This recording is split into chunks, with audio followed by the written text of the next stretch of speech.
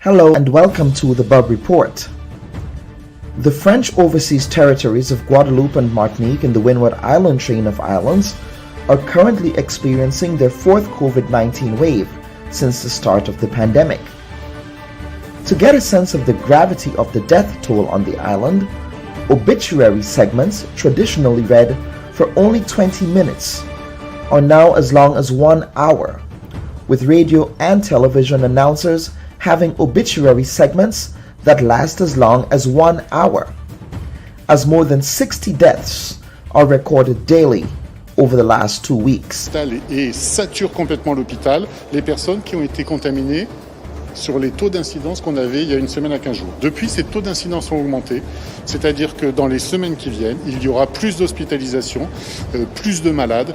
Donc la situation de l'épidémie, si on n'intervient pas, both islands, with a combined population of over 1 million, surpassed more than 6,000 cases last week, with 336 new patients in its hospitals. Aujourd'hui, on dit aux familles, écoutez, vous venez avec vos parents, vos proches, mais en petit nombre. Et il nous arrive même, quand il y a une famille nombreuse, de le faire avec des tranches horaires pour que les uns et les autres ne soient pas en trop grand nombre. Like other Caribbean islands, vaccine hesitancy is extremely high, with 22.5% of its population inoculated against the virus in Martinique and 20% in Guadeloupe, respectively. Additionally, the population in both islands defied authorities constantly by holding anti-vax and anti-lockdown protests, in addition to staging carnival-like activities earlier this year. This week, we discussed the state of COVID-19 on both islands, as well as get an update on the state of COVID-19 in Grenada, as the island experiences its first major and significant COVID wave. Further down the Windward Island chain in St. Vincent and the Grenadines, public sector unions are planning to escalate their industrial action over the government's proposed amendments to the country's Public Health Act that would impose a COVID-19 vaccine mandate on frontline workers in the country. The unions contend that this is an unconstitutional provision and urges the Ralph Gonsalves administration to withdraw the provision and insist that vaccinations should be a matter of personal choice and not coercion. The 1977 Public Health Act, on the other hand, stipulates that the Minister of Health has the power to impose mandatory vaccination to prevent, control, or suppress a communicable disease. We discussed the legal merits of mandatory vaccinations across the region with a team of trade union and legal experts.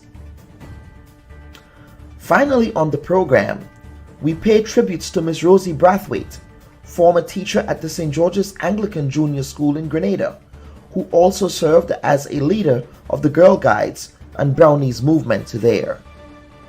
Further up the street at the St. Joseph's Convent St. George's, the institution lost one of its former educators, Mr. Ricky Hines, who we will also remember on our program today. We welcome our guests, Oswald Robinson, President of the St. Vincent and the Grenadines Teachers Union, Ruggles Ferguson, attorney from Grenada, Elroy Boucher, President of the Public Service Union of St. Vincent and the Grenadines, Dr. Bert Brathwaite, of the COVID-19 Committee in Grenada, Caroline Popovic of France Television in Martinique, Asher Bailey, principal of the St. George's Anglican Junior School, and Alexandra Otway Noel, former Member of Parliament and past student of the St. Joseph's Convent, St. George's. We thank you for joining us.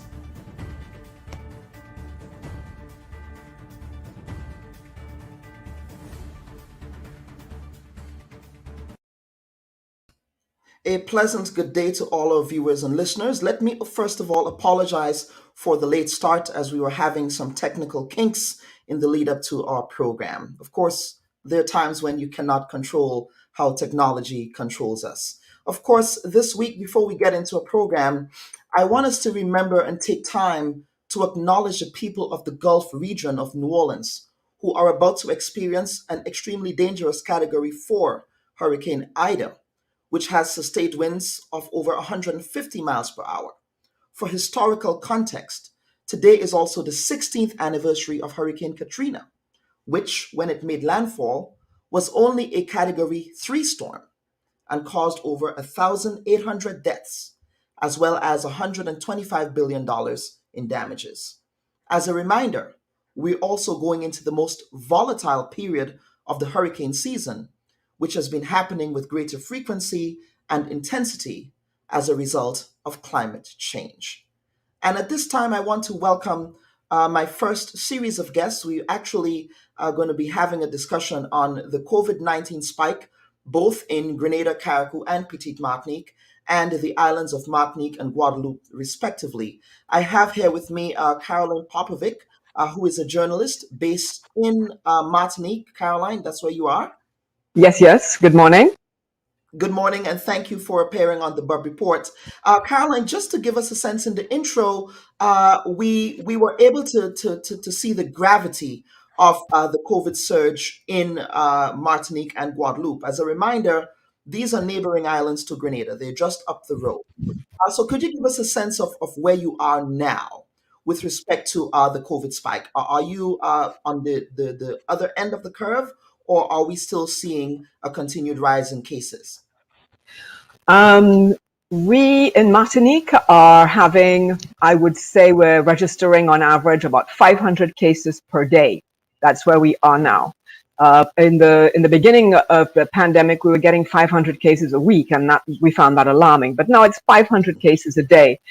It's coming down, like the daily rate of infection is coming down, but what is increasing are the number of hospitalizations. The hospital is full to the brim and overflowing with people who are either being treated or who are waiting to be treated. There's a sort of a military type hospital that's been set up in the grounds of the hospital to provide extra beds.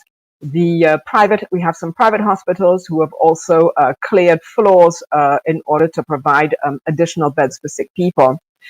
And that is the real problem here, is the number of people who are leaving it very late to go and get treated because they have been believing Dr. Facebook and Dr. social media and preferring to try the traditional plant-based remedies beforehand.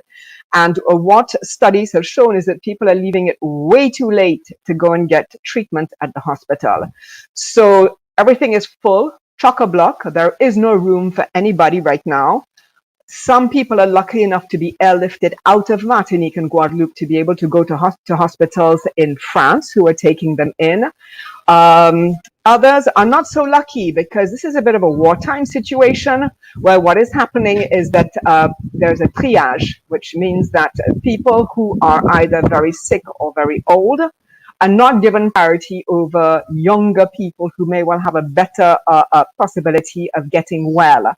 So what you're finding is now doctors are having to make a very difficult decision in deciding who gets care and who doesn't, because there just isn't any time to think about it now. And despite falling infection rates, we are dealing with increased numbers of people having to be hospitalized because They found themselves in a very grave situation, and plant medicine is not working. We have a problem also at the morgue. You had mentioned quite a high figure of deaths per day. It's actually not that high now. But So that was probably about 2 weeks ago, perhaps. yes, but we are still seeing a very high level of deaths due to COVID. The mortuary at the hospital cannot accommodate the bodies. People are urging the authorities are urging the funeral parlors to come and get people quickly. Even churches are not able to hold funeral services for people quickly enough. I think that that's the situation right now. That is the situation right now. I just want to get a sense, because thinking about Guadeloupe and Martinique, they tend to have much better public healthcare systems, hospitals, than, say, a Dominica, St. Lucia, St. Vincent, or a Grenada. Obviously, the population, give and take, Martinique and Guadeloupe are 300,000, 400,000 people. Yes, just about in each island. So if you're looking island, about 700,000. So what you're saying, in spite of the fact that they have these much better healthcare systems, that their healthcare systems are stressed. Is that what is happening? Well, they're stressed because, I mean, you don't really think that you're going to have an intake of so many people who are sick at any one time. I mean, when you're intaking like 100, 150 sick people per day with COVID, that's quite a lot. Even in the best of times, that's quite a lot of people. And then you have people waiting outside to be seen and treated. The reason for all of this is, yes, we do have good healthcare. But the problem with the COVID has been this suspicion of taking the vaccine.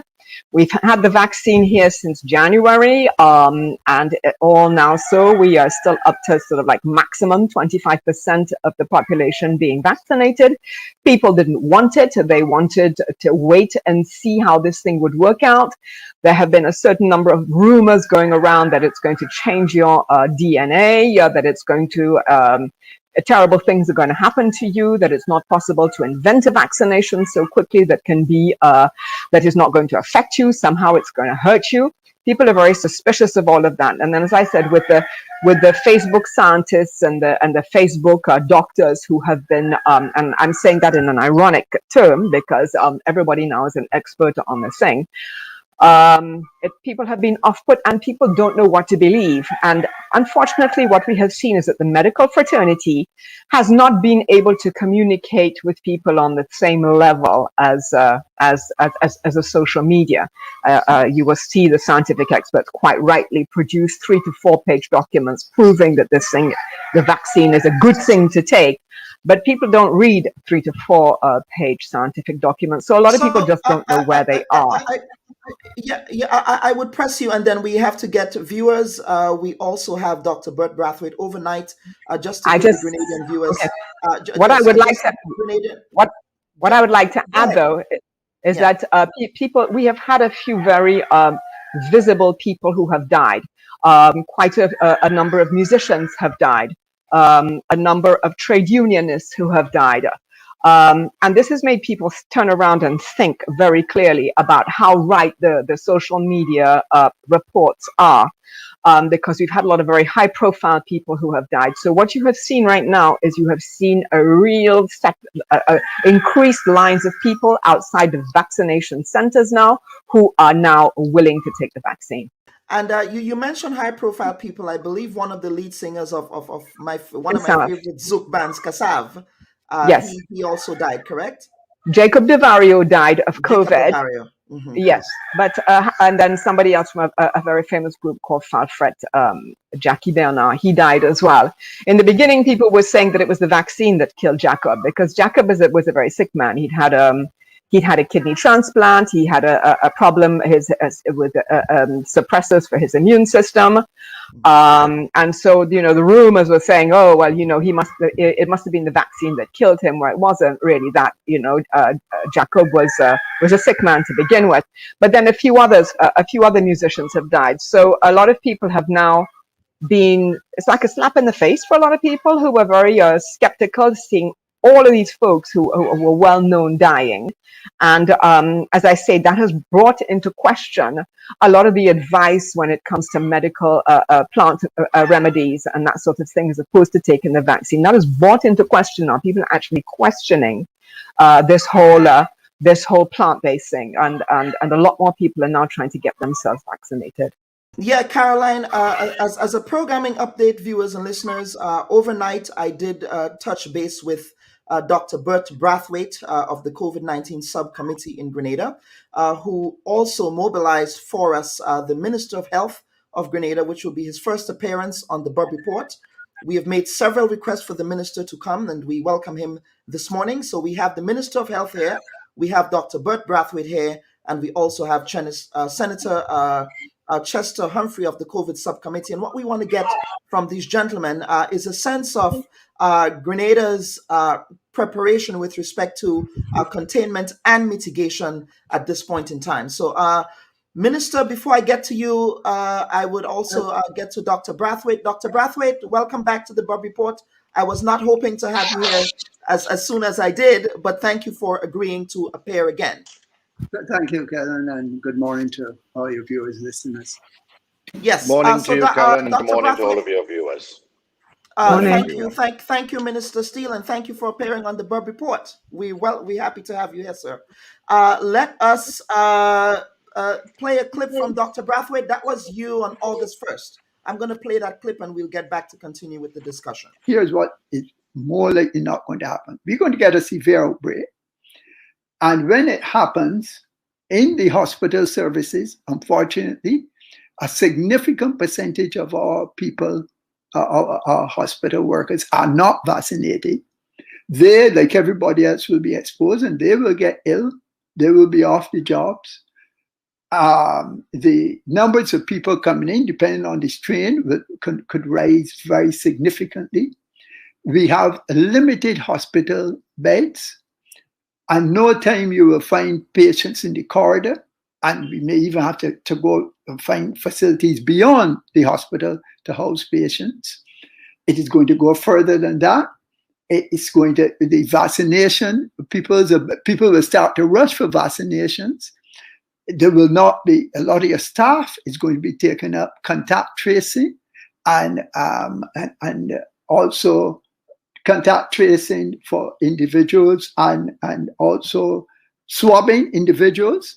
So they are not going to be there to get vaccines. And I will make a prediction that, like in many other countries, if we get or when we get an outbreak on the basis of our present vaccination levels, when we get an outbreak on that basis, the lines will curl. The lines, if they're holding them in the stadium, they might reach Melville Street, with people rushing to try to get vaccines when they see what is happening. I don't understand how we can feel that we've seen it in other Caribbean countries. Trinidad still continues to have an average probably of about 8 or so people dying every day. At one stage, they had a person dying every hour about 2 months ago. They have not been able to completely control it in terms of the number of cases they're picking up and deaths. Similar happening in Jamaica and on. And we have not seen the worst strain has not reached us to the best of our knowledge, but it could be on our doorstep at any time. Hence, why the call is not about if you are involved in it is, first of all, when the government has not gone out and pushed back. Look, in terms of what happened at Cowpen, the folk going to Cowpen are not usually the well-to-do, by and large, the well-to-do folk. And there were hundreds of people there last weekend. No, it was illegal, and I believe it was being brought before the courts. But people were there. People are assembling all around the place against the provisions and the regulations. Thank you. So, Dr. Bubb Report, that was a statement that you made on August 1st, on your August 1st appearance of the Bubb Report. It appears that some of the predictions that you made are sadly coming to pass. So I would start with you, Dr. Brathwaite. As a member of the COVID subcommittee, what are we doing to stem this COVID wave at this moment? Okay, perhaps I should give way to the minister and Minister Steele. Minister, Please, can you let give him us an lead update? the discussion. Yeah. Morning, yes. And Kellen, we need to be honest and frank. And I think your previous guest, Caroline, also put things into perspective. We are and have been preparing for the onslaught of patients and for the COVID wave. We have been avoiding it as long as we possibly can. But we cannot expect to be any different from any other country if we, meaning as a population, do the same things. If we as a population do not get fully vaccinated and still have the same low vaccination rates like Martinique, like Guadeloupe, then we as a population will experience the same onslaught of cases. And regardless of how strong or weak our public health system is, like any other country with far stronger public health systems, it will get inundated. So we need to recognize that this is the inevitability if we don't get vaccinated. And unfortunately, we have not gotten vaccinated. We have had a series of mass super spreaders over the first 2 weeks of August, and COVID-19 is with us now. We have to try and slow that spread as best as possible and minimize the stress onto the health system. But the one thing with science is that it is predictable. Gravity performs the same way in Martinique as it does in Grenada, as it does in Guadeloupe, in St. Vincent, in Trinidad, in the United States. So too is the science behind this disease. It will wreak havoc on an unvaccinated population. Minister Steele, could you give us an update in terms of the numbers? I know that overnight we heard that we might have as much as 300 COVID cases. Could you give us an overnight update as to where we are with respect to the numbers? We are, as a total now, we are approaching 300. We would cross 300 today. That is 300 in total since the onslaught of this epidemic. Yes, we will cross that today. In terms of active cases, we are approximately 100 to 150 by end of today, at the rate we are going. But we will give that actual figure before end of today. Okay. In terms of hospitalizations, now in Grenada's first iteration of this last year, we noticed that folks are hospitalized but were quickly released after. With respect to the rate of hospitalization that we're seeing now, are we seeing a case where folks, COVID patients, are remaining hospitalized for a much longer period? And would that be due to the Delta variant? We're having an average of 4 persons in hospital at present. If we are able to slow the spread, then we will be able to maintain the availability of hospital beds. If Delta variant does what Delta variant has done everywhere else, which is a doubling of cases every 2 to 4 days and a doubling of hospitalizations and doubling of deaths, then we would expect by next week to find ourselves in that position where we are inundated. So that is why we put measures in place last week. You have to recognize that any measure that you put in place, it takes a week to 2 weeks to see the results of it. And those measures were to slow the spread. So by the grace of God and the science that is behind this and the cooperation of the population, we can slow that spread and prevent the inundating effect to our health system. And that is our hope, that is our desire. But we can only do this with the cooperation of the public and with the majority of individuals coming forward to be vaccinated. Now, Minister Steele, a concern that Grenadians have, and I've been hearing not only anecdotal reports, but I've seen factual images from St. George's with respect to COVID enforcement on public buses. Minister, in your last statement, you made adjustments to the current regulations. What about public transport? The buses are still being packed as sardines, and that is a concern for the Grenadian public, especially given the fact that we now have the Delta variant on island? How are we ensuring that we can have enforcement measures there as well? Kellen, is personal responsibility. One person on a bus, or 5 persons on a bus, or 15 people on a bus can possibly get infected if no one is wearing a mask. So it's not about 1, 5, or 15 persons on the bus. It's about everyone wearing a mask and sanitizing. You can actually sit next to somebody who is COVID positive, but if they are wearing a mask and you are wearing a mask and both of you practice hand sanitizing, etc., that quite likely you would not be infected. But if you're not wearing that mask and you're not following the protocols, whether one person is in the bus besides the driver or 15, you quite likely will get infected. So I think we need a population to understand that. There is a request to close down, lock down, prevent, with the assumption that do that so that we can carry on as normal, so that we can misbehave or we cannot follow the protocols. If we all follow the protocols and if we all follow the regulations, then we can prevent or we can slow or we can stop the spread of COVID-19.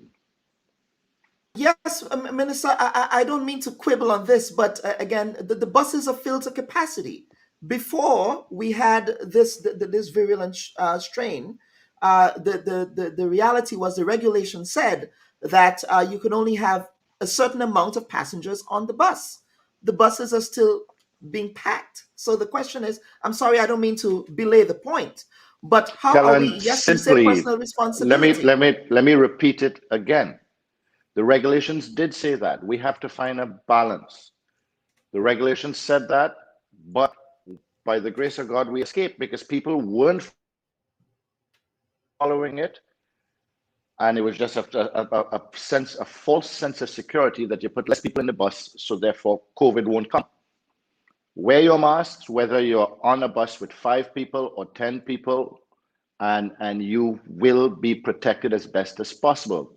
Do not assume a false sense of security that because 5 people are on the bus and the government says, or the Minister of Health says, 5 people instead of 15, that you could feel comfortable on the bus and not wear your mask or not sanitize, or same for the very bus driver. No, recognize that we have to exist with COVID. We will make the adjustments where necessary as best as possible. But if we all follow the rules and regulations, then we can move forward. There must be life after COVID-19. We cannot expect for the next year or two to be going through this pendulum of lockdown and opening, lockdown and opening. Let us all get vaccinated. Let us move forward. In the interim, we have community spread now in Grenada. We need to wear our masks and respect the social distancing. On the buses, it cannot be respected. You cannot do 6 feet in a bus. Whether you have 1 person or you have 10 people, you cannot practice proper social distancing on a bus. So therefore, what we need to recognize is when we get on a bus, we need to make sure that we're wearing a mask and we're practicing proper hand sanitizing. Mm-hmm. All right, let me bring in Dr. Brathwaite again, and I have Senator Humphrey. We seem to be having a treat here this morning from the COVID folks, but let me start with Dr. Brathwaite first. Dr. Brathwaite, how are you advising the government now with respect to what kind of eventualities we may experience in Grenada in the next couple of weeks if we don't manage to contain this? Okay. But before I get there, I just wanted to add something to what Minister said. For folk traveling on the bus, this has not been a dictate of government, but certainly in my chats with people, what I've been advising them, as has happened, as people were advised in some parts of USA and more especially in Europe earlier this year, with a very transmissible and infectious strain such as Delta, to ensure that the masks are well fitting. If you're wearing your mask and you're wearing it below your nostril, it is tantamount to not having on a mask. You know, so a lot of people wearing just covering the mouth. Your mask must fit properly over your face. The ridge on it must be pressed down. If you wear glasses, those glasses actually should be on top of your mask. The type of mask you're wearing is also important. The cloth mask that many folk had before are probably not going to fit the bill for a virus of this infectivity. And what I would advise is that the surgical masks, they are pretty cheap. I know they're disposable, and therefore it's a cost for many, especially low-income folk. But that mask has a substance in it, polypropylene, which is very important in terms of its electrostatic powers. So people should wear that mask and have it firmly affixed, and then they can put a cloth mask affixed again firmly, unless the mask is fitting firmly and you're actually feeling it indenting that's the strings indenting your face, you are allowing pathways for the mask to enter. So how you go about using the mask is very important. Let me, with respect to advice to the we sit as an advisory body to the cabinet. And up to yesterday afternoon, we were meeting for some 3 hours because a number of the decisions that have to be made, or the thoughts that have to go in, are not easy. There's so many different aspects to this. So we just consider all the facts and try to come to some consensus as to the best way forward for the country in a given situation. For argument's sake, we would have advised reference what's to go on in schools, what's going on in churches, what's to, restaurants, etc. When we make that advice goes through the minister here, Minister Steele, goes on to cabinet, and then cabinet ministers are the ones who make the final decisions as to what is to happen with all the particular aspects. And we're fortunate to have with us as well individuals who monitor the scene both regionally and globally and give us feedback as to what other countries are doing, what was seemingly best practice, and we tend to keep a close eye on that as well. Mm-hmm. Mm-hmm. Senator Humphrey, the last time you appeared on Callistra Faria's The Narrative, you said you were not going to be giving her any hints as to what advice you were giving the cabinet, as you said that advice was strictly confidential, your words. So could you tell us now, Senator, if you were to be, again, hypothetically giving advice to the government and your public health authorities, what advice would you be giving to them at this point? Well, there could be no hypothesis here. I serve on a committee at the pleasure of cabinet to advise cabinet. I have no obligation whatever, or there's no consideration for me to advise the public. And what I explained to Ms. Faria is the same explanation I would give you. My relationship on the committee insofar, because remember, it's a cabinet appointed committee to advise cabinet, and I cannot at the same time be giving information to the public. So unfortunately, I won't be able to divulge anything that I have, any discussion I've taken part in on the committee with a view to formulating recommendations for cabinet consideration. Cabinet speaks, cabinet formulates policy. My role, I'm not a policy maker, neither am I expected to implement policy. So unfortunately, that restriction still exists. And I will not be able to tell you whether theoretically or otherwise from a theoretical position, because it will be compromising the relationship that I enjoy with cabinet. Okay, Senator. With the cabinet committee. Yeah, so give us a sense of where Grenada is right now in terms of your own estimation then, as public citizen Chester Humphrey. No, but the minister has already given you that.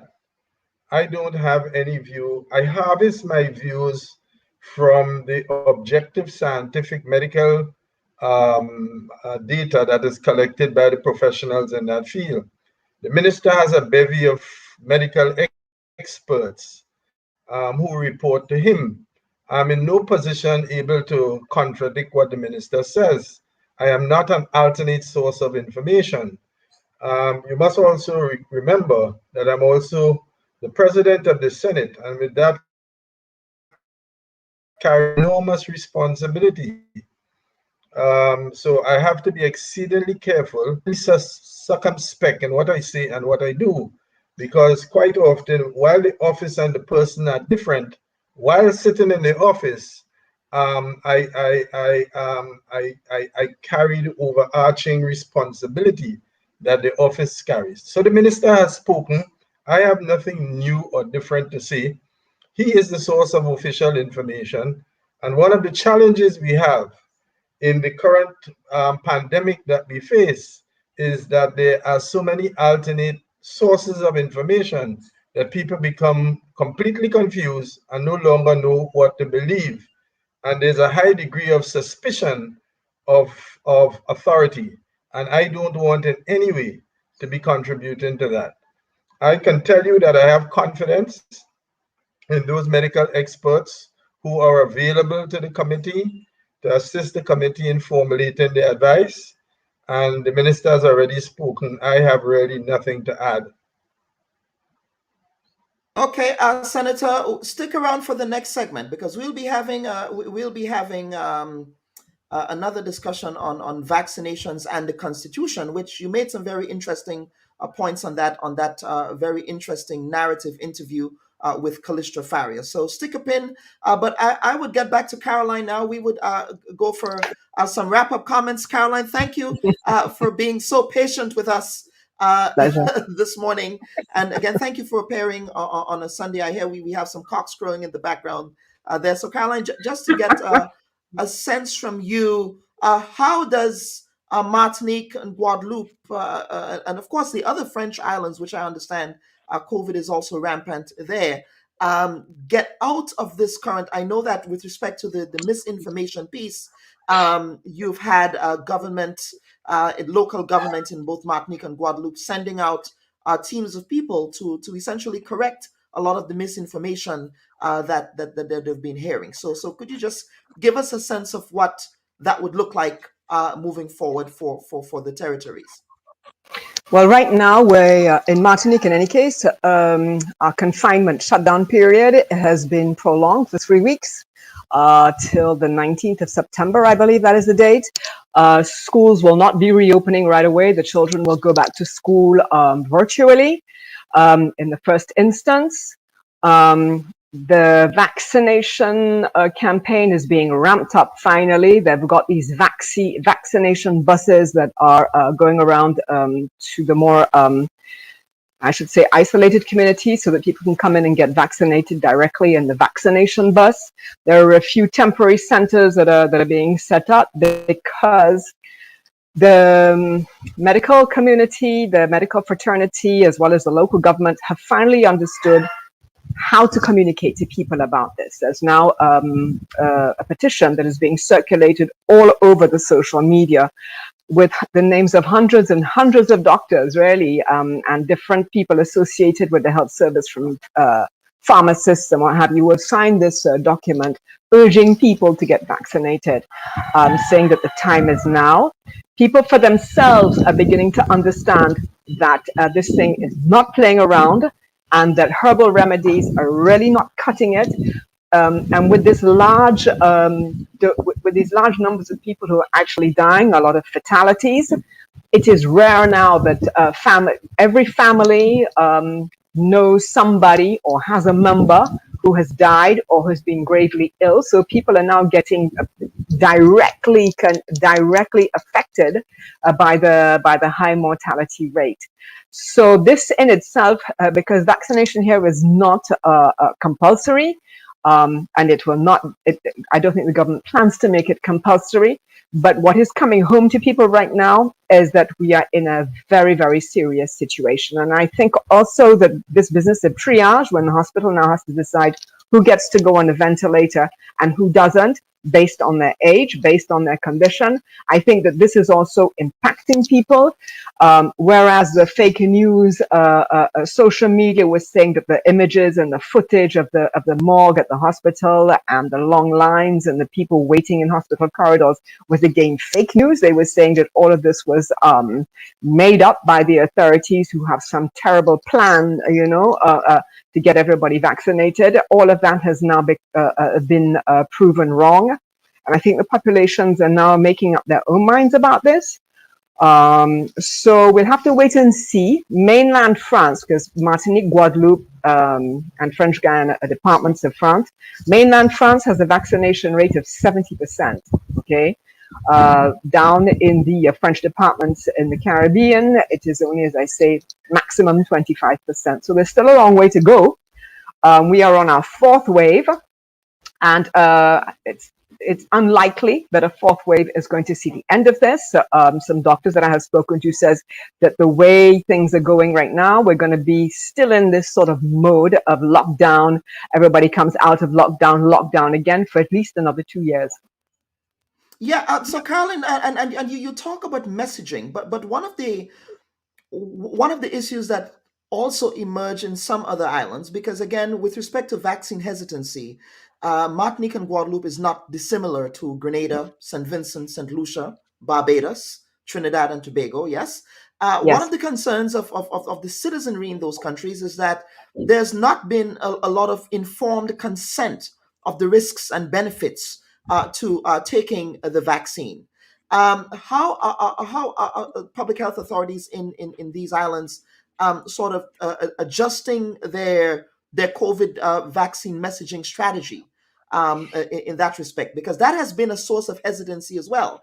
Just a vast mistrust of historic mistrust of public health, but also a mistrust of this particular vaccine, regardless of misinformation, which is also an important point. But please proceed. Well, no, a lot of people here can't seem to understand how come a vaccine was developed so quickly. And they're very distrustful of that, even though most people here are vaccinated against all sorts of other diseases. And then people have been going around talking about this informed protein that is in the vaccine that is going to, put some kind of microchip in us and that is going to affect us 2 years down the road. We're all going to be dead or something is going to happen to us. What has happened is you've been hearing a lot of that, but the medical community, and it's not, I'm not blaming them. Doctors and scientists have a way of talking. It's another language. But basically, I think, and all they've been saying is get vaccinated, get vaccinated, get vaccinated. And basically, people have been fence sitting because they've been waiting to hear arguments that are going to convince them to get vaccinated. So I think that what is happening now is the language coming from scientists and doctors in Martinique has So changed. you're saying the language is changing. What is that language change to? I've also noticed, I don't mean to cut you, but I've also noticed a change in the language, for example, from the Prime Minister of Barbados, in the way that she and other public health authorities in Barbados have changed that language. So please proceed. Well, you see, the average person, and you know that you're a journalist, okay? And what they teach you in journalism school is to use simple words, to use simple information, to use short sentences to get your word across. The essential thing is to communicate, okay? Communicate with the people who you are talking to so that everybody can understand it. That's just the basic rule of journalism. But doctors and scientists and health authorities are not necessarily trained in that regard. So what they have understood now is that you need to start talking in simple terms. You need to start talking in less authoritative terms. You need to stop giving orders and start communicating now. You need to communicate with people and explain. So this, coupled with the fact that the alarming rates of infection are showing that plant remedies don't work, and don't forget, we have 80% of the infections here are of the Delta variant. So this thing is spreading like bushfire. So that they are coming face to face with a reality and the disbelief that they are facing regarding the online and the Facebook and the social media scientists who have absolutely no qualifications in the matter. These things, the scientists and the doctors and the health authorities deciding to use a much more simple way of communicating, and people seeing for themselves that refusing to listen or trying to listen to only one argument, so that is the argument of bush medicine and all the other alternative remedies, and seeing that this is not working, that people are getting very sick indeed and dying. I think these two things are what are causing the lines or the increased number of lines in front of the vaccination centers. People get vaccinated. A sociologist did a study in Guadeloupe. It was just published on our website this morning, where she went around speaking to doctors and she went around speaking to patients. Some of the people who are sick are extremely annoyed with themselves and with the people who are pushing this this natural remedy thing and pushing against science. People are very upset now. These people have been hospitalized. And they regret not having consulted sooner, because people are saying, oh, well, you get the little fever, take a little this, take a little that. There's some herb that has been found in Guadeloupe to be very effective, and they call it herbe à pique. It's now being touted as the remedy. So people have been really going at the remedies, the local remedies, but when they see that the fever's not going down and they're beginning to get problems to breathe and they're really beginning to feel very, very sick indeed, that is when they get alarmed, and then they go to the hospital, and quite often it's too late. So the word now is, with this huge explosion of cases, is that, hey, maybe we got it wrong. Maybe we should get vaccinated. Maybe we need to see about ourselves, and maybe we need to stop listening to social media. All right, Caroline, thank you so much. Let me bring back the minister here, Minister Nicholas Steele, and Dr. Brathwaite. Let me bring you gentlemen back here. And Minister, I want you to react to something Caroline just said about vaccine messaging. It is felt that you, as the Minister of Health, adopted a sort of a top-down, arrogant talking down to the Grenadian populace. Would you really reconsider the vaccine messaging? Do you think that we need, as public health authorities in Grenada, to change the way that you talk to the Grenadian population, yourself as the Minister of Health, as well as the entire vaccine messaging strategy? Kellen, anytime I come on to any of the programs or in what you're referring to, the post-cabinet briefing, yes, I have my chief medical officer there with me as well. So for anyone to use the excuse that the scientist there in the room is saying what needs to be said, but the minister, as you say, is being arrogant, and that's why I'm going to put my life at risk. The media need to adopt a different policy as well of helping to put the message out. Caroline just spoke as a media personality, and it is not about placing blame to anyone. It is about each person adopting their specific role. Kellen, you have a very specific role to play in this pandemic as well. And I believe I play that role very well, sir. Exactly. So that is, Caroline is pointing that out. It is not the public is now in Martinique recognizing where the source of information of truth is and where the disinformation has been. Yes, she has said there has been a change in the message, not the attitudes. It is very difficult for me sometimes as a minister to not come across authoritative. My personality is my personality. Those are the cards that I have drawn, that I am the minister at this point in time. And for members of the public... But you're also a servant of the people, and I think people yes, I am. Try to get yes, a sense. I am, and we have begged and pleaded with the population. We have begged and we have pleaded with the population. And the latest excuse, which I accept and we will counter and we will vary accordingly. The latest excuse is that the minister is arrogant. You still have that the minister is lying. The minister is lying. That it is not true, that there's a cover-up, that this is not the case, that they're making more than it is. The latest is that the minister is arrogant. okay, I will adjust, or maybe let's put a different messenger on. Does not change the facts. And I think from a journalist, from a public standpoint, we need to be able to say, but are the facts correct? Mhm. If we accept and allow as the next news story, news line, or form of questioning, the attitude of the messenger as opposed to the actual message, then we ourselves will be contributing to this. The time for Correct. politics and the time for judgment will come. Right now, it is the time that all of us who recognize that we need to get the public on board. All of us must do our part. And sometimes that's not just simply asking tough questions. It's actually going on record and taking a position as well. Okay, and Minister, let me just press you again. In Martinique and Guadeloupe, as Caroline, and I've been speaking to Caroline throughout the morning before the program started, one of the things that Martinique and Guadeloupe are doing now to counter misinformation is that they're going into the communities. They're having their teams really communicate to the people on a one-on-one basis with respect to countering misinformation, and also essentially doling out information with respect to vaccines. How are we hoping to perhaps institute a similar approach in Grenada, notwithstanding that I know that your resources are stretched thin at this point?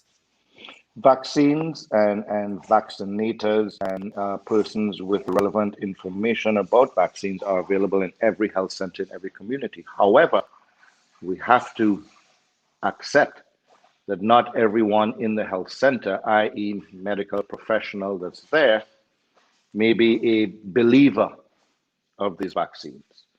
So part of the problem, Kellen, is not just assembling a team. Part of the problem is getting the numbers of believers on that team. We have a community healthcare system in Grenada. So we have those troops, those messengers, but not all of those messengers, those troops have been preaching the message as yet. And I do hope that we do not have to get to where Martinique is for everybody to believe, for us finally to get all of our troops aligned on the message. Mm-hmm. And Dr. Brathwaite, I would bring you in here for some closing comments from you. Again, gentlemen, thank you for agreeing to appear on such short notice. Again, this is an evolving situation, so we thank the Minister for coming on. Dr. Brathwaite? Yeah, just to make a remark about what you said about the minister with reference to what the community is saying. I think some of that arose when people became objected to the remarks when the minister said that people will die. Well, I stand behind the minister fully for those remarks, because the minister was just speaking power to truth. For every hundreds or so cases you get, 2 or so people are going to die. I'm sure that is the experience in Martinique. But Dr. Brathwaite, and I'm going to say it in front of the minister also did not lead by example recently by modeling behavior, and he apologized for that, sure. I give him credit for apologizing for that. Yes, but I just thought that we needed to make that point as well. Please proceed, okay. Dr. Brathwaite. Yeah. But I want to move on from that, just briefly to comment on some points that Caroline made, and ask folk to think carefully about Martinique, the situation in Martinique and Guadeloupe. Their vaccination levels is actually pretty similar to ours. 20%, we are about 21%, they are 2021. We are the same, exactly the same. Secondly, there are dependencies of France. France was able to send in manpower to assist during the crisis. We are not a dependency of any country. Cuba in the past was able to come to our rescue. We know the issues that Cuba is having. So I am going to suggest that we are in this fight basically alone. And so it is absolutely incumbent upon every citizen to ignore, as Caroline, I like the term, Dr. Facebook, Dr. YouTube, and Dr. social media. Get to the authorities that know, and you don't have to listen to the Ministry of Health. You can turn to the Centers for Disease Control. There are Centers for Disease Control all over the world. Health agencies in Europe, Canadian authorities, listen to what they're saying about the vaccines and go in your thousands and get vaccinated. And the final thing I'm going to say is this. Critical to our efforts to control COVID in Grenada is going to be the extent to which social partners come to bear. Social partners, some of the important sectors of the social partnership, they have said we are not against vaccines, but that is not good. That is important, but it is not good enough. They need to be out there mobilizing their membership in the hundreds, in the thousands, and getting them up to be vaccinated if they don't want to see crises that may well go beyond what we have seen in Martinique because of our resources. I've been preaching that message for weeks now. I hope folk are starting to understand in the various social partnerships across the board. Come on board with the government. Get your organizations to come out there and get people up for vaccination. And let's try to keep the country as safe as possible. That's the thought I would like to leave with you and with viewers and listeners this morning. All right, Dr. Brathwaite, Dr. Berth Brathwaite from Grenada, Caroline Popovic, you are originally from St. Lucia. Is that it? The case? Yes, I am. Yes, I am. You are from St. Lucia, but you're currently based in Martinique. I've been working I've been working here for French television, for Martinique TV for the last 30 years. 30 years. Okay, so you are a veteran in the broadcast business there. And Minister Nicholas Steele, Senator Humphrey, stick a pin. We will be teeing you up shortly for the next segment. But before you panelists go, there are some questions here and comments. Of course, you don't have to respond to all of them, that are directed specifically at the Minister of Health of Grenada. Cassandra Mitchell is saying the management of a state of emergency is supposed to be handled by our parliament. Therefore, the discussions are supposed to be public. I think you don't have to answer that, Minister. I think she's referring to Senator Humphrey. I'm going to get him. But there was a pertinent question here about social distancing at the hospitals. Let me pull that up quickly. Let's see. There's so many comments coming in. I apologize for Kellen, yes, on that, please without even hearing what that actual question is. Yes. People need to stop being Facebook or Google experts and allow the medical practitioners to do what the medical practitioners do. Social distancing at the hospital. How is a doctor going to perform on a patient if he has to keep 6 foot distancing? Social distancing on a hospital, when people come in and the health system gets inundated, they are going to be in a crowded room. What are we going to do? Put them outside? So what we need to do is to prevent that. Social distancing during jab. Social distancing where we can prevent it. Social distancing in certain areas, in buses, and so it's not practical. So instead of going around and looking and seeing why is this happening or why is that, or pointing fingers and trying to find a reason to criticize as opposed to a reason to comply. We all have to do our part, a reason to criticize or a reason to comply. As a journalist, are you going to tell people, go get vaccinated? Or are you going to focus on the minister wasn't wearing a mask? Are you going to focus on the positive message? Down the road, the elections will come and we will have a time to criticize all of our public officials, those who are in office now and those who want to get into office. We will be able to judge all of them on their performance. But right now, we need to unite on the message. Otherwise, we will be doing exactly what Caroline is doing. You will be giving a report to some other country about the sad state of affairs in your country. And it has nothing to do with who is the minister. It has to do with whether the public accepted the message or not. And the messengers, we have to recognize who the messengers are.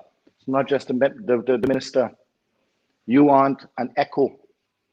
You are a messenger yourself because you have an editorial and you give an opinion. And even if you don't have an editorial and don't give an opinion, just your mode and your method of questions will sway the public opinion. What you choose to ask the minister is important because the answers that you want to give your public is important. And I think we need to accept that, the roles that we play, as opposed to just one or two individuals who have significant roles and not recognize that we all have a role to play and we are all part of this problem that is being created. Minister, one final question from Cassandra Mitchell. I need clarity on whether or not the COVID-19 committee is a replacement for the Sanitary Authority as per the Public Health Act.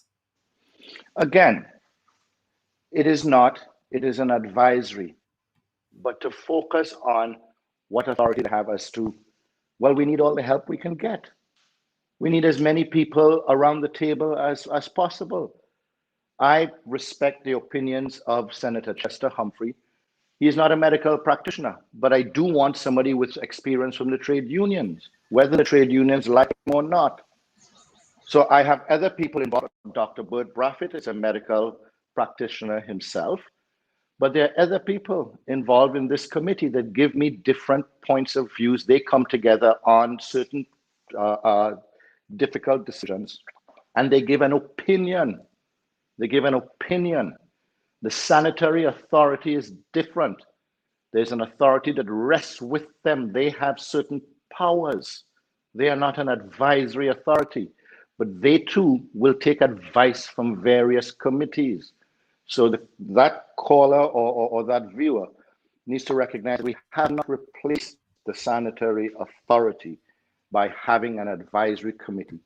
Recognizing that these are difficult times and saying I want an advisory committee, I think is a sensible and reasonable thing to do. And there are others that I seek advice from as well, not just this committee.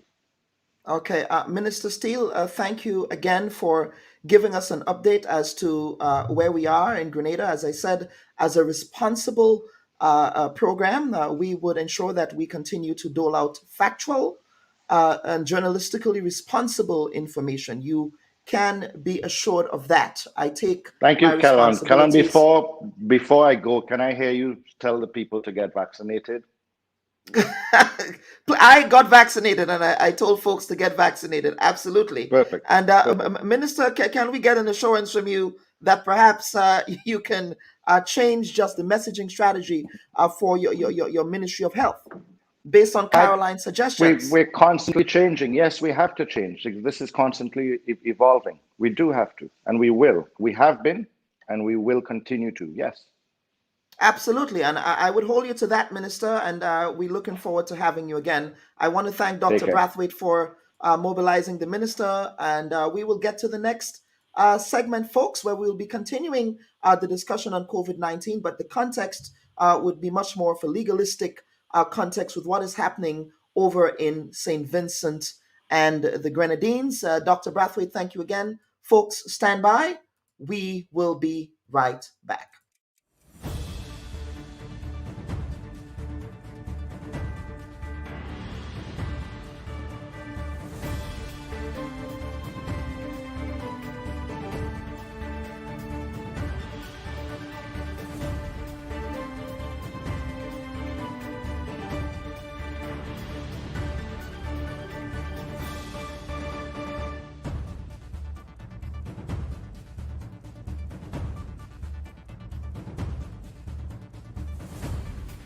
Well, Section 3 of the Constitution of St. Vincent and the Grenadines provides, the section dealing with the protection of right to personal liberty, says, no person shall be deprived of his personal liberty, save as may be authorized by law in any of the following cases, and there are several cases, and one of them, G, in that section says, that is to say, for the purpose of preventing the spread of an infectious or contagious disease. Our Constitution specifically permits a law to be made to intervene in this respect. And that's why the Public Health Act of 1977 provides the framework for mandatory vaccination, but we are not using that framework to say that everybody in the country that you must have a mandatory vaccine. We are saying in relation to particular jobs, and it's not mandatory because you have a choice.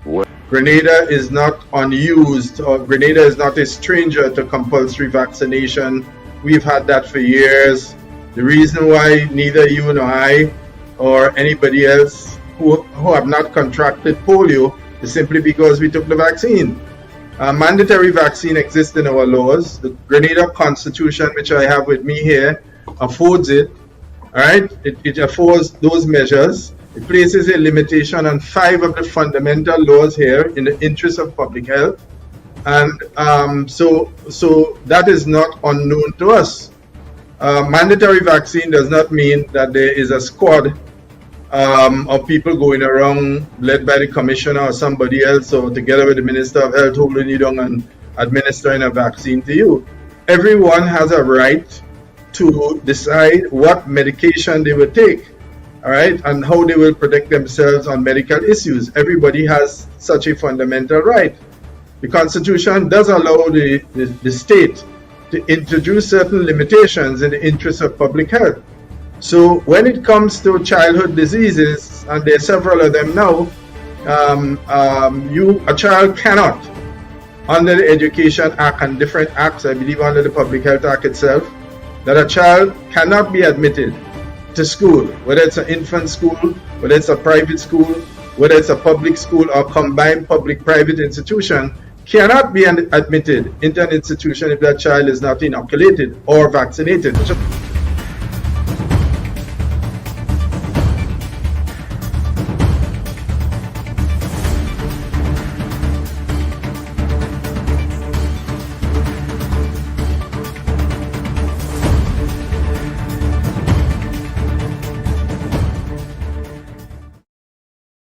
And welcome back, listeners and viewers. At this time, I wish to welcome our second panel segment of the afternoon. It's now 12:16 p.m. And before we do that, I just want us to just entertain some of the comments that came in from the last segment. Cassandra Mitchell is saying, according to our elected officials, we are now governed by the Public Health Act and the Emergency Powers Act.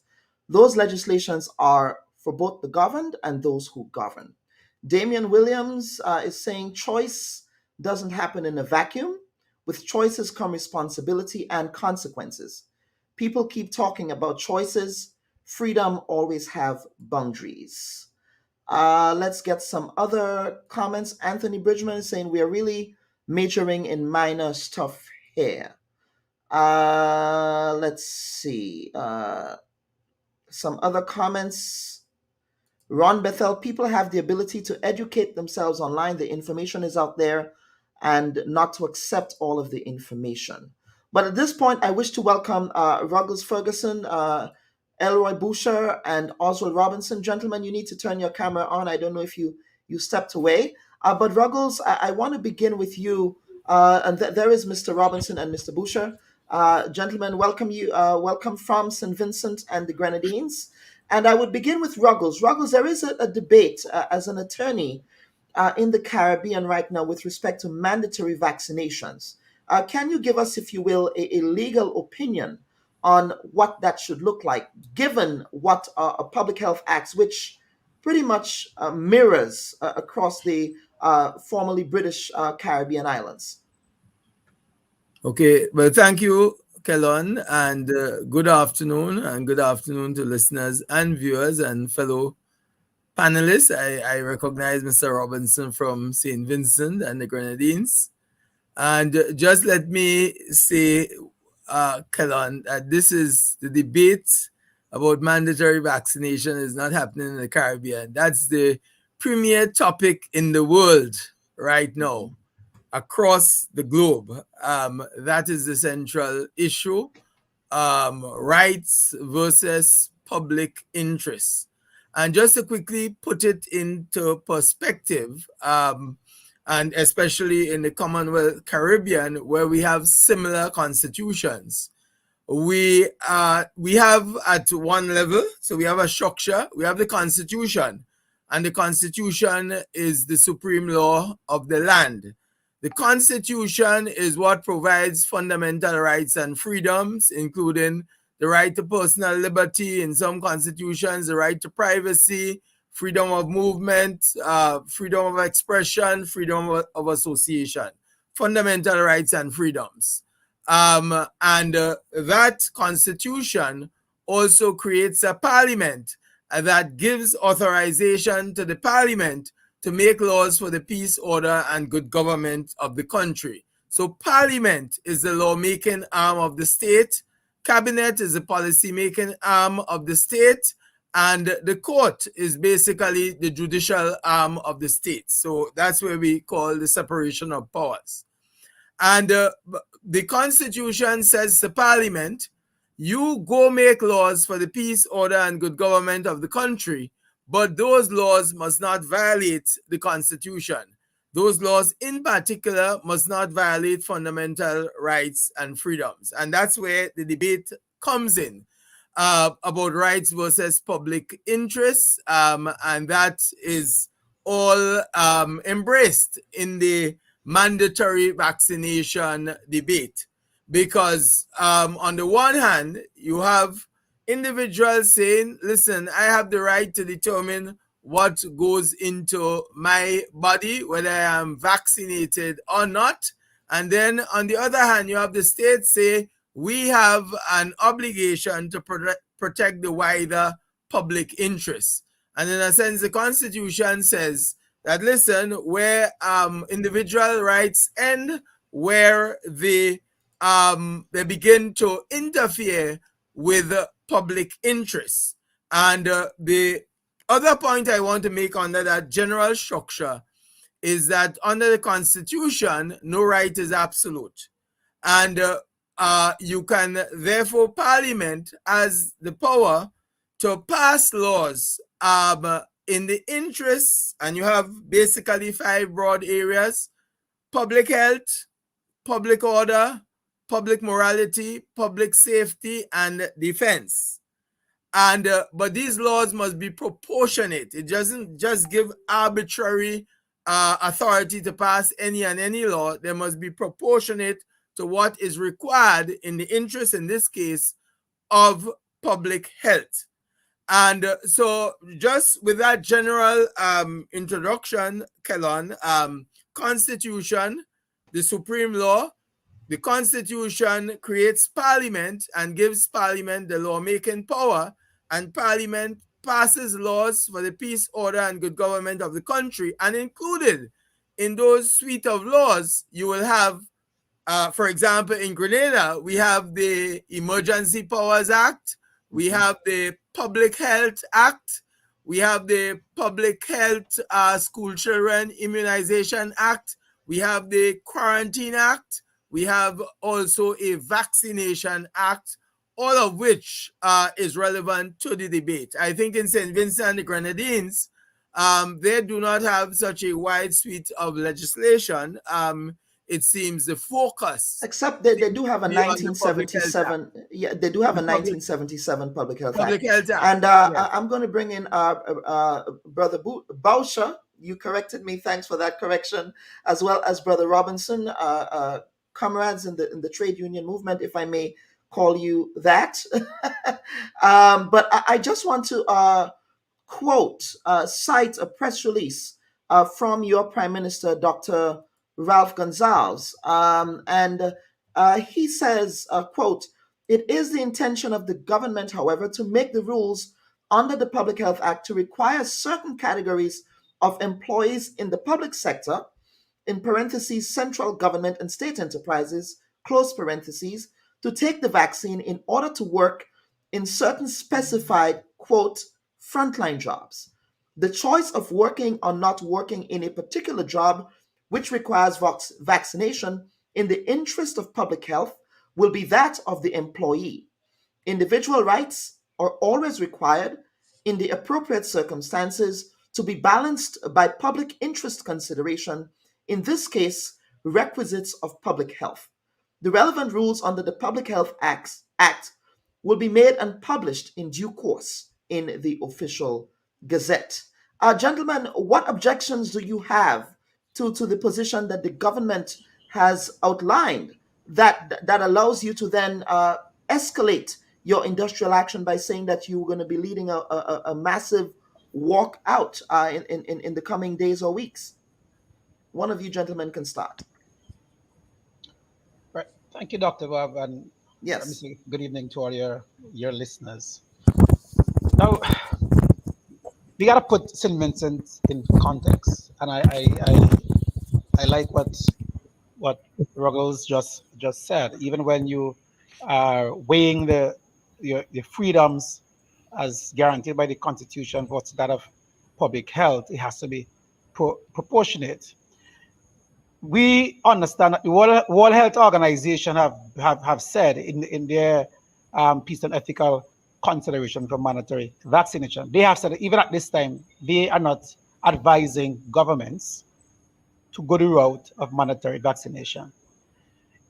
They went on further to state that if the situation in a country is such, and I'm just paraphrasing, if the situation in a country is such that you have to do that, then you must set up in the default compensation scheme to deal with the injuries from vaccines. Because you don't want people to be going to court to fight for those things. They recognize in that piece that there's a lot that is unknown with respect to these COVID vaccine, the efficacy going forward, and also the side effects. So let me just rest that right there. We believe that the government, it was not necessary for the government to pass laws or to amend the Public Health Act to remove your constitutional rights in order to make the provision or make the path, clear the pathway for them to mandate vaccinations. We do believe that there are other ways and methods that government could have gone about trying to get a greater uptake for vaccines in the country. We're not opposed to vaccinations. In fact, we have made calls several times. We continue to make calls for persons to be vaccinated. But there has been a fundamental problem with one, government messaging, and two, and I listened to the piece from Dr. Brathwaite who called on social partners to get involved. Our government has totally ignored the social partners. They have gone about this in a particular way that really demonstrated no concern for the opinion of the majority. You're in a country where you have an uptake of vaccination about 20-something%, which you can infer from that more than 80% of the country are against mandatory vaccination. Simply perhaps because they are very concerned about the vaccines and its side effects, and government messaging has done nothing to address those particular fears. Absolutely nothing. So it comes down to a problem of messaging. So when government realize now that they themselves are not making inroads without even examining the reason why they're not making inroads, you proceed to assault the fundamental rights and freedom of Vincentians. And I've said we have looked at Barbados, we have looked at Dominica, we have looked at Grenada, St. Lucia. None of them have gone to Parliament to pass laws to remove your fundamental rights and freedoms in order to mandate vaccinations. They have not done so.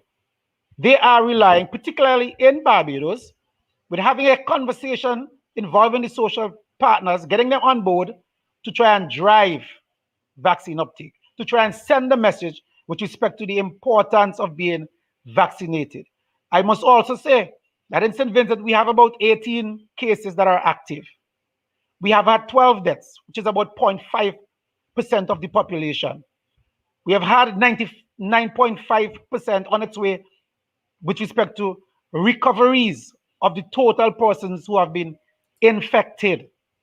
All of those statistics must be out front when you are addressing the proportionality of whether you need to go and mandate vaccination. At this point, we're not at the stage where this should be done at this particular point. And the unions have not been given a listening ear. The government have gone to court, and we discover by by chance that the government had the intention of amending the Public Health Act. They didn't tell us that. They didn't call for a discussion or dialogue on it. They were going to do that secretly. It was leaked. That's when we start to respond to it. And you're going to pass that, amend that legislation 3 o'clock in the morning. No one, hardly anybody's up listening to the debates. We the government wrote letters that we asked to be read in Parliament, stating the union's position and the need for dialogue. The government completely ignored all of those things. That is why we are at this particular stage. And that is why it is important for us to stand our ground with respect to the actions of the government, because we do not believe at this time it is necessary for government to assault the fundamental rights and freedoms of workers. And Mr. Robinson, I would get you to chime in here. And as I understand it, as representative of the teachers union, your membership also has some concerns. And what are the concerns mirroring those of the public service union? Thank you very much, Dr. Bubb. Yes. Greetings. Good afternoon to everyone. First of all, I want to thank you for inviting me to this very important conversation. The St. Vincent and Grenadines Teachers Union, whatever we do is guided within a framework. And that is, I want to begin my conversation here, my discourse, by quoting the Constitution of the St. Vincent and Grenadines Teachers Union. And our objectives listed beginning on page 2. It says that the Teachers Union, one of its objectives is to establish and maintain relations with other workers' organizations, local, regional, and international. So we are working along with the Public Service Union and other conscious organizations. It also says to monitor all new and amended legislation to ensure that these are consistent with the Constitution of St. Vincent and the Grenadines. Furthermore, our objectives went on to state that we must exhort the influence of teachers on all matters of national importance. And finally, it says on page 2.19, to defend all fundamental rights and freedoms that have universal acceptance and to work towards the removal of injustices and inequalities in our society. The St. Vincent and Grenadines Teachers Union is on record in our first conversation with the relevant authorities. We established the principle as part of the CARICOM's agenda and decent work agenda, that is, for social dialogue. This is one of the principles that has already been established by the G20 leaders in April last year, when the Director General of that assembly called, among other matters, for social dialogue. And the G20 ministers, they reaffirmed that position in terms of having social dialogues with all the partners involved. In fact, in April last year, we started a conversation with the government of St. Vincent and Grenadines. And the Honorable Prime Minister did mention to present a policy on COVID, the management of COVID, etc., to the trade unions. And we are still awaiting that promise to be fulfilled. What we are seeing is several amendments being made to the Public Health Act. Right, left, and center, you are seeing they are changing their position. In one occasion, they spoke about removing the freedom of religion in terms of conscience. The latest version is that they have re-entered it and put it for public discussion. Similar to the Public Service Union, we are very much concerned about the right to conscience, which is an enshrined right fundamentally in our Constitution. And our Constitution of St. Vincent and the Grenadines speaks to that in Section 9 of the Constitution of St. Vincent and the Grenadines. The protection of freedom of conscience. It says, except with his own consent, a person shall not be hindered in the enjoyment of his freedom of conscience, including freedom of thought and of religion, freedom to change his religion or belief, and freedom either alone or in community with others, and in public and in private, to manifest and propagate his religion or belief in worship, teaching, practice, and observance.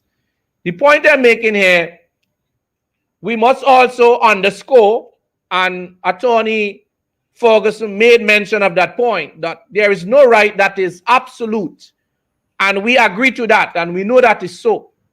However, when it comes to impinge on your fundamental right and freedom, there must be a procedure. And the very Constitution of our country, Section 17, speaks about a procedure. There has to be a state of emergency being declared by the Governor General. Okay? And then it goes on to say if there's an extension, I think it goes for 12 months. We are in this COVID business for more than 12 months.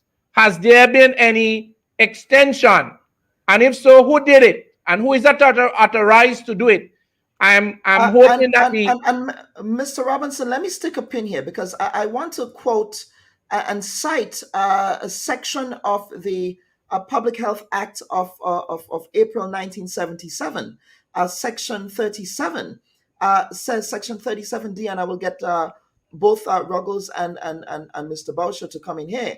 It says, whenever any part of St. Vincent appears to be threatened by any formidable epidemic, endemic, or communicable disease, the minister may make rules for all or any of the following purposes, namely, D, preventing any person from leaving any infected area without undergoing all or any of the following, namely, medical examination, disinfection, inoculation, vaccination, or revaccination, and passing a specified period in a place of observation. That seems to contradict, would you say, the point that you're trying to make here? Mr. Boucher, and I'll get Ruggles to chime in.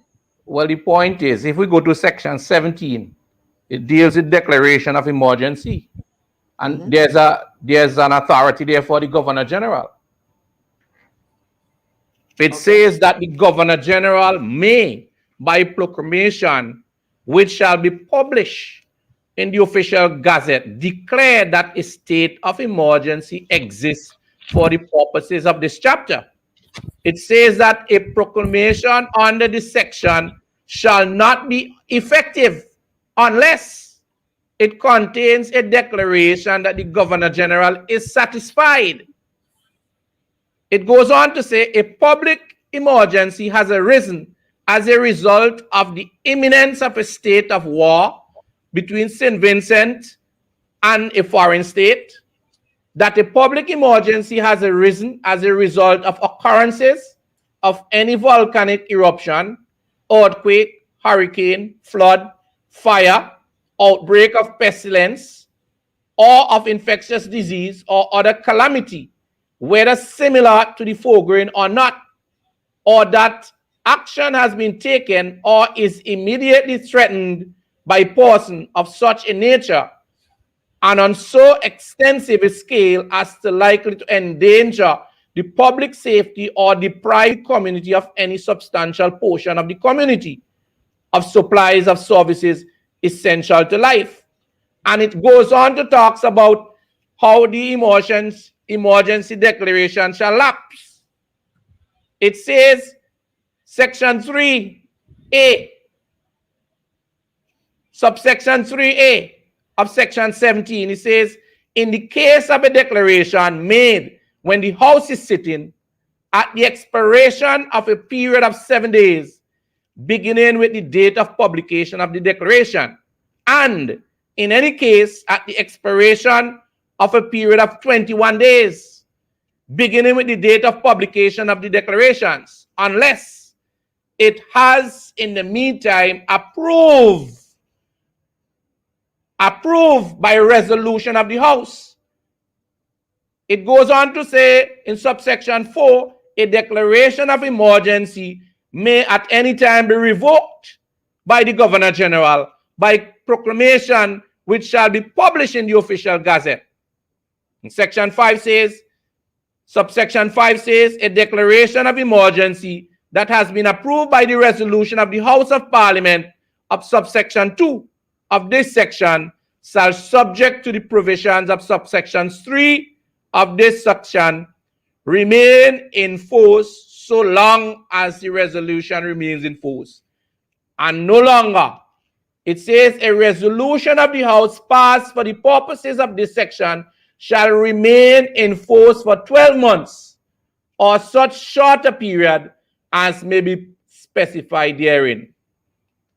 It goes down to say in subsection 7, a resolution of the House for the purpose of subsection 2 of this section, and the resolution of the House extended any such resolution shall not be passed in the House unless it is supported by the votes of 2/3 of all representatives, and a resolution revoking any such resolution shall not be surpassed unless it is supported by the votes of a majority of the representatives.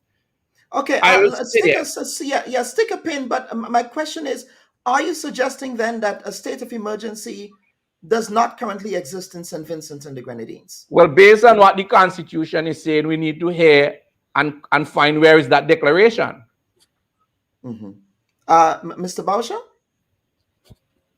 Well, Robbie has taken that different angle, and I've often said the legal minds have to pronounce on that, because I've heard our legal counsel have put that forward, and I've looked at that in depth, right? But also legally, just on the flip side of that, because you made reference to the 1977 Act. A section in the 1977 Act lists a number of exemptions under that particular order. And here is where the problem lies. We had no problem with the 1977 Act because it made provisions for exemption, the right to conscience. Children were exempted. You could have been exempted on medical grounds. That is to say, directly from you yourself or your doctor, without having to go through whether your doctor was approved by X, Y, or Z. So these exemptions were in place under that same act. But under the very same act, the amendments were such that they took those exemptions out. And those exemptions recognize your fundamental rights. So those are what were removed. So we don't necessarily have an objection to the act itself, but to the amendments that were made to the act. Whether the government had declared a public health emergency or a state of emergency, I mean, I've not heard that declaration, as Robbie have said. But as I would say, that's another front in which to really look at this, which is why we are in this position. Because if they haven't done that, then in our minds, legally, and again, that is for the legal minds to really decide, then what they're doing now is unconstitutional. But even if what they're doing now is constitutional, the unions have an objection to the amendments that remove those fundamental rights. Because under the very same act, they were recognized. Now, under the amendments, they are no longer there. And it includes our very children. Okay. And let's get to gentlemen, Mr. Robinson and Mr. Boucher, stay in wait. We will come back to you to find out what your next steps are moving forward to this matter before we close this segment. But I wanted to bring in quickly here Senator Chester Humphrey again, who is appearing here as John Public Chester Humphrey. not as a representative of the President of the Senate, who offered a different opinion, really, in a previous interview. And I'm going to also bring back Ruggles here to get some further thoughts. Senator Humphrey, your contention is that the vaccination, at least in Grenada, we can speak of the Grenadian context, should be mandatory. Is that a correct assertion? Well, that's a correct summary of my position. Save and except the mandatory nature of it has somewhat of a qualification. And that qualification is, I said, targeted mandatory vaccination. And from the discussions of both Brother Oswald and Elroy Boucher, it would seem that the proposed legislation that has been considered in St. Vincent is about to do the same thing. The context in which I have formulated my view has to be clearly understood. Moments ago in your program earlier, you were speaking to a St. Lucian Guadeloupean and Martinican-based journalist who has been a journalist for 37 years or whatever. And she has described to you quite graphically. And I have WhatsApp reports from friends that I've had in the trade union movement and otherwise from both countries as to the severity of what's currently happening, especially in Guadeloupe. The hundreds of people who have died, the fact that the state morgues are overflowing, there's no place to put the dead. The dead now has to be housed in mobile, refrigerated 40-foot containers, that the medical system, that's the hospitals providing medical services, have been overwhelmed. And because of the peculiar relationship between France and its colonial status and its colonial empire, that these countries, Guadeloupe, Martinique, French Guiana, so to speak, are part of the French Republic. They have been able to acquire very important aid and assistance. Field hospitals, military field hospitals have been set up simply because the existing system could not cope with the after effects of the rate of mortality created by this disease. So that's the background. The background is, and in the context of Grenada, you are quite familiar with the quality of the Grenada medical infrastructure. In the first phase of this disease, in this pandemic, Grenada did exceedingly well. In fact, our performance far surpassed that of the advanced capitalist countries, in that we had just one death, and that death was imported, and that our infections, total infections, hovered around 150, 160 for the entire period, and that at any one moment, we have only had a total of 6 persons hospitalized. That situation now is changing radically. Grenada escaped community spread, but we now have community spread. And we have only had recent confirmation in the last 72 hours that the Delta variant, which is 10 times more infectious than the Alpha variant is now in Grenada. And we are preparing ourselves for the worst. In other words, as the old people say, what miss you and pass you. And we are bearing down the barrel of a disastrous situation, which is right here. It's no longer outside, it's here. In that context, therefore, I want you to imagine the following.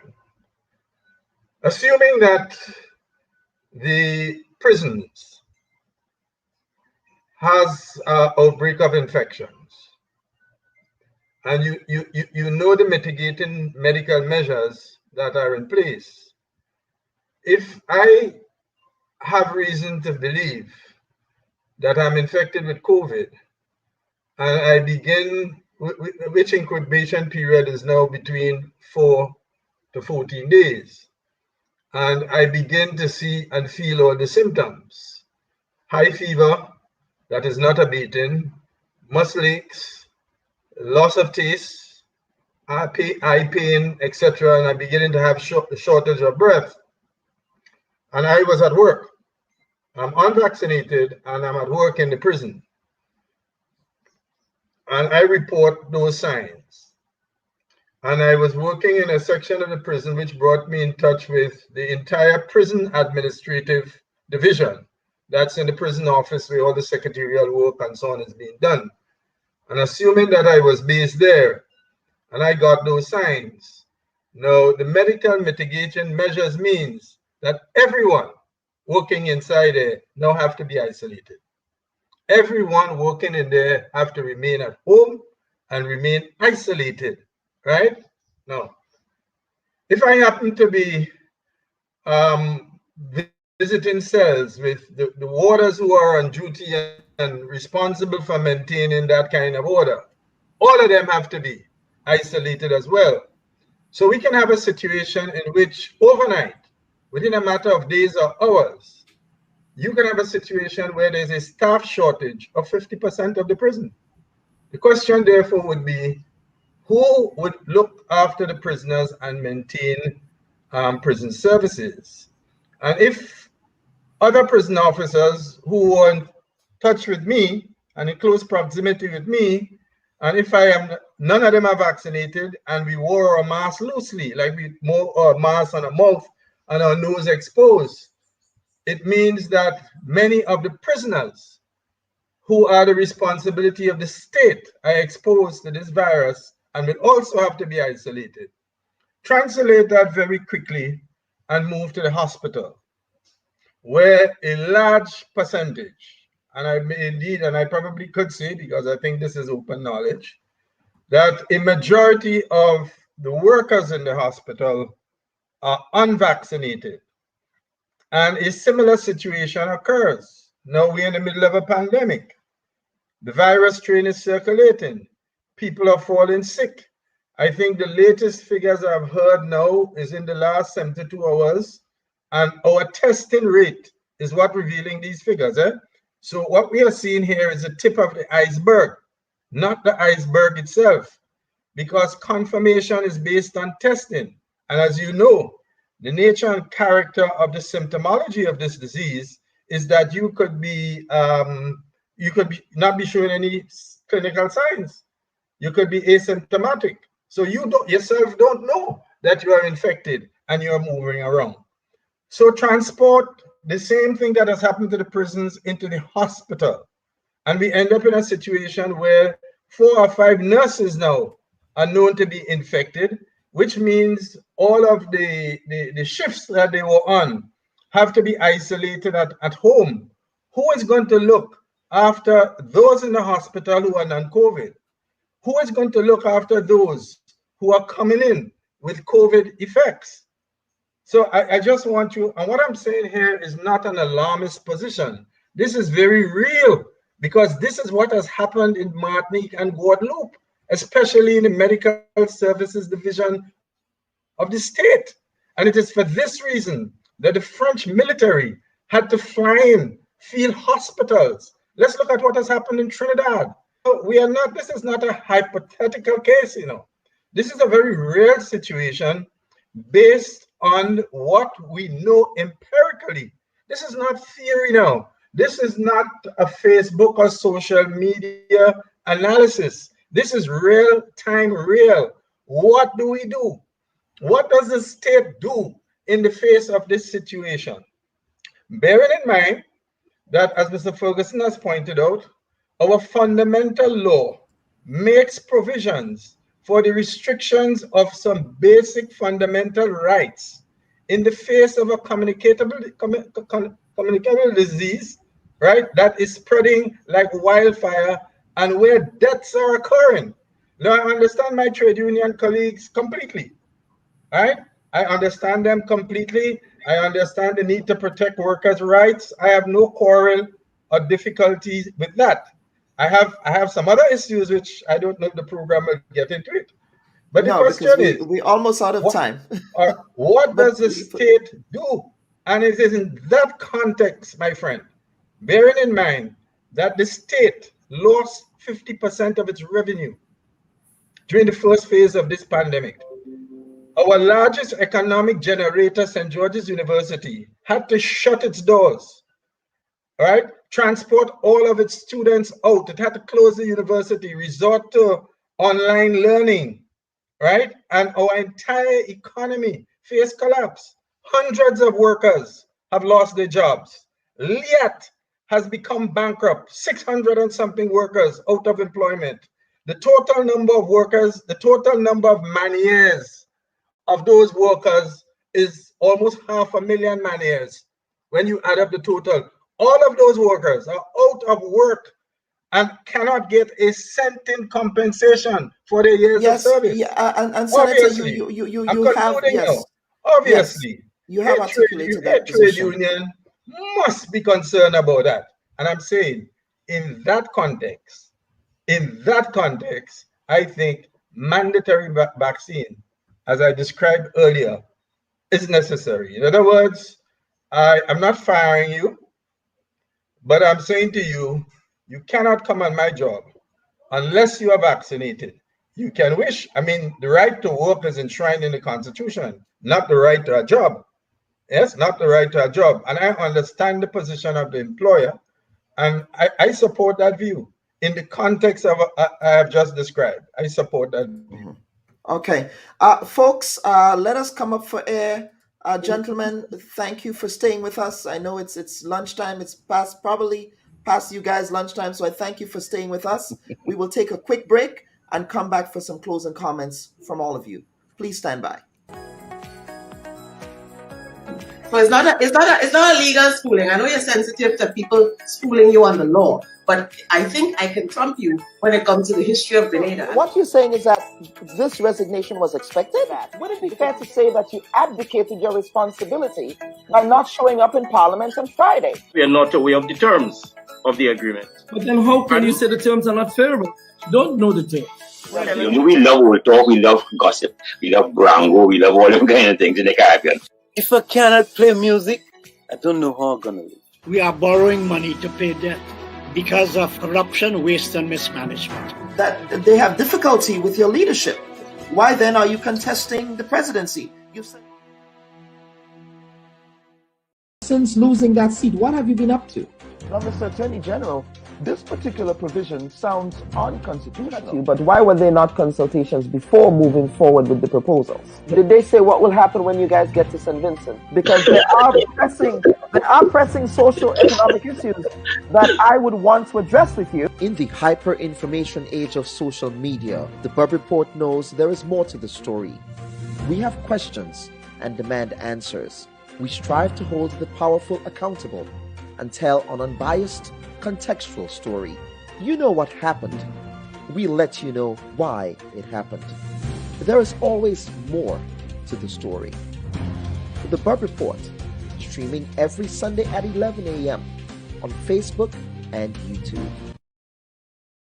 And welcome back, folks. And at this opportunity, we will close this segment and get to our final two guests, Alexandra Otway-Noel and Asha Bailey. Thank you, ladies, for being so patient with us. We will get to you shortly in our tribute segment for Mr. Hines and Ms. Rosie Brathwaite. So please stand by. But at this time, Mr. Robinson and Mr. Bauscher, I just want you to give us some quick closing comments as to what your strategy would look like moving forward.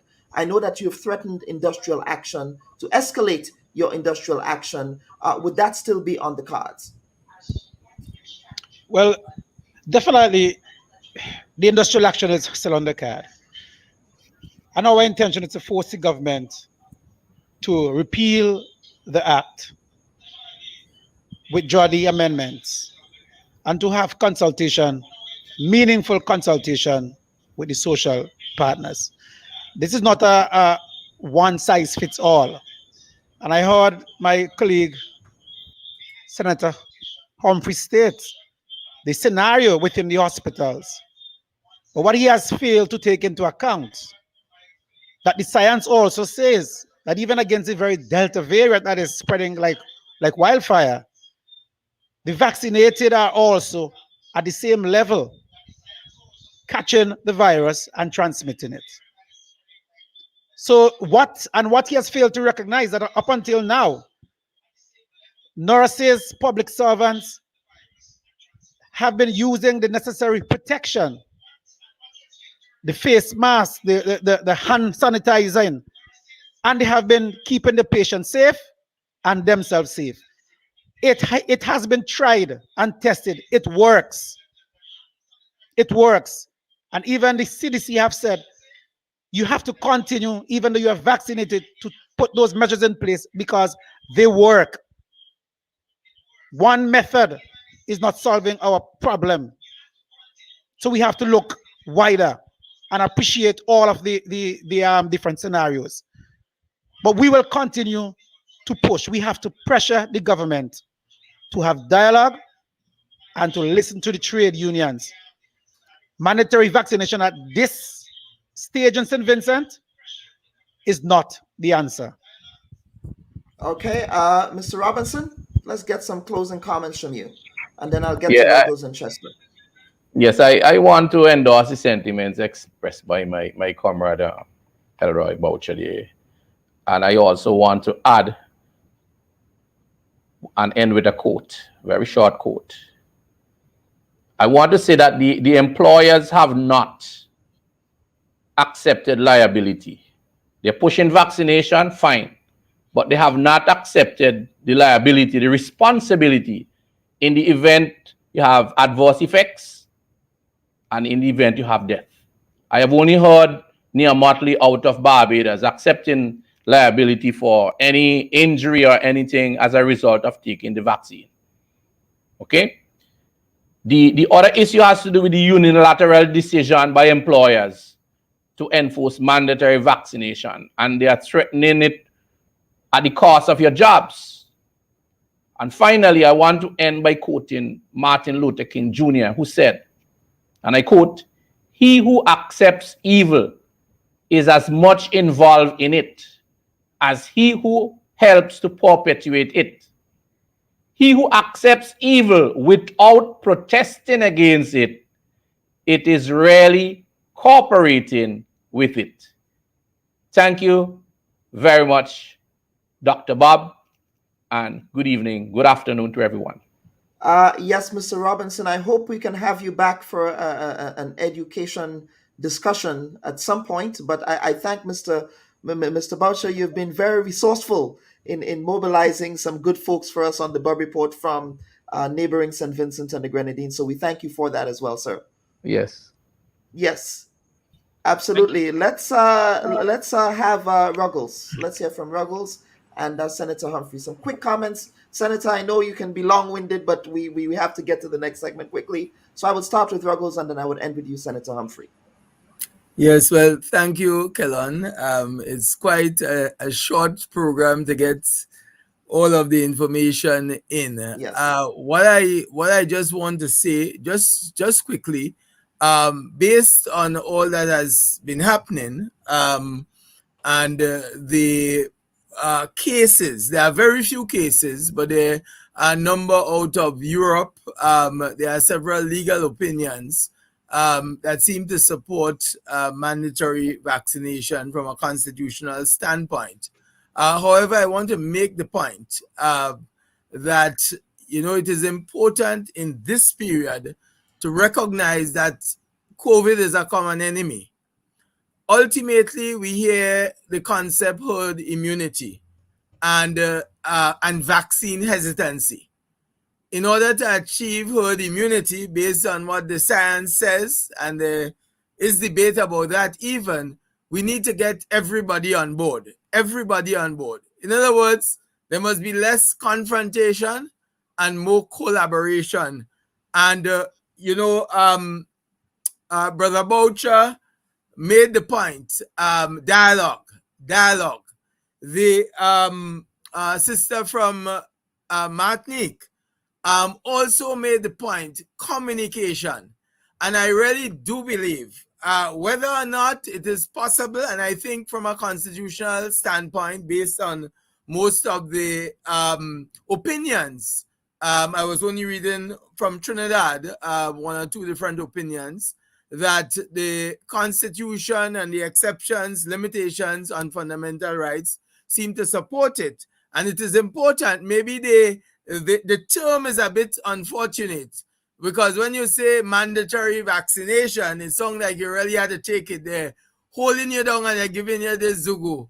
But it is not that. Of course, they can't force you to take it, but mandatory suggests that. However, there are consequences for your job, and so if you don't take it. And that is one of the areas of concern, and must be of concern to the trade union movement, because I believe there need to be some infrastructure laws in place, including possible amendments to the Employment Act that says, listen, if somebody has a conscientious objection to the vaccine, then what happens to that person? If you work for 30 years, are you then automatically dismissed because you are said not to show up to your job? And when our Employment Act says that people ought to be must be dismissed for a valid reason that relates either to their conduct, disciplinary rules, breach of contract, the issue of the capacity of the employer, etc. Where does that fall? And the law is yet to address it.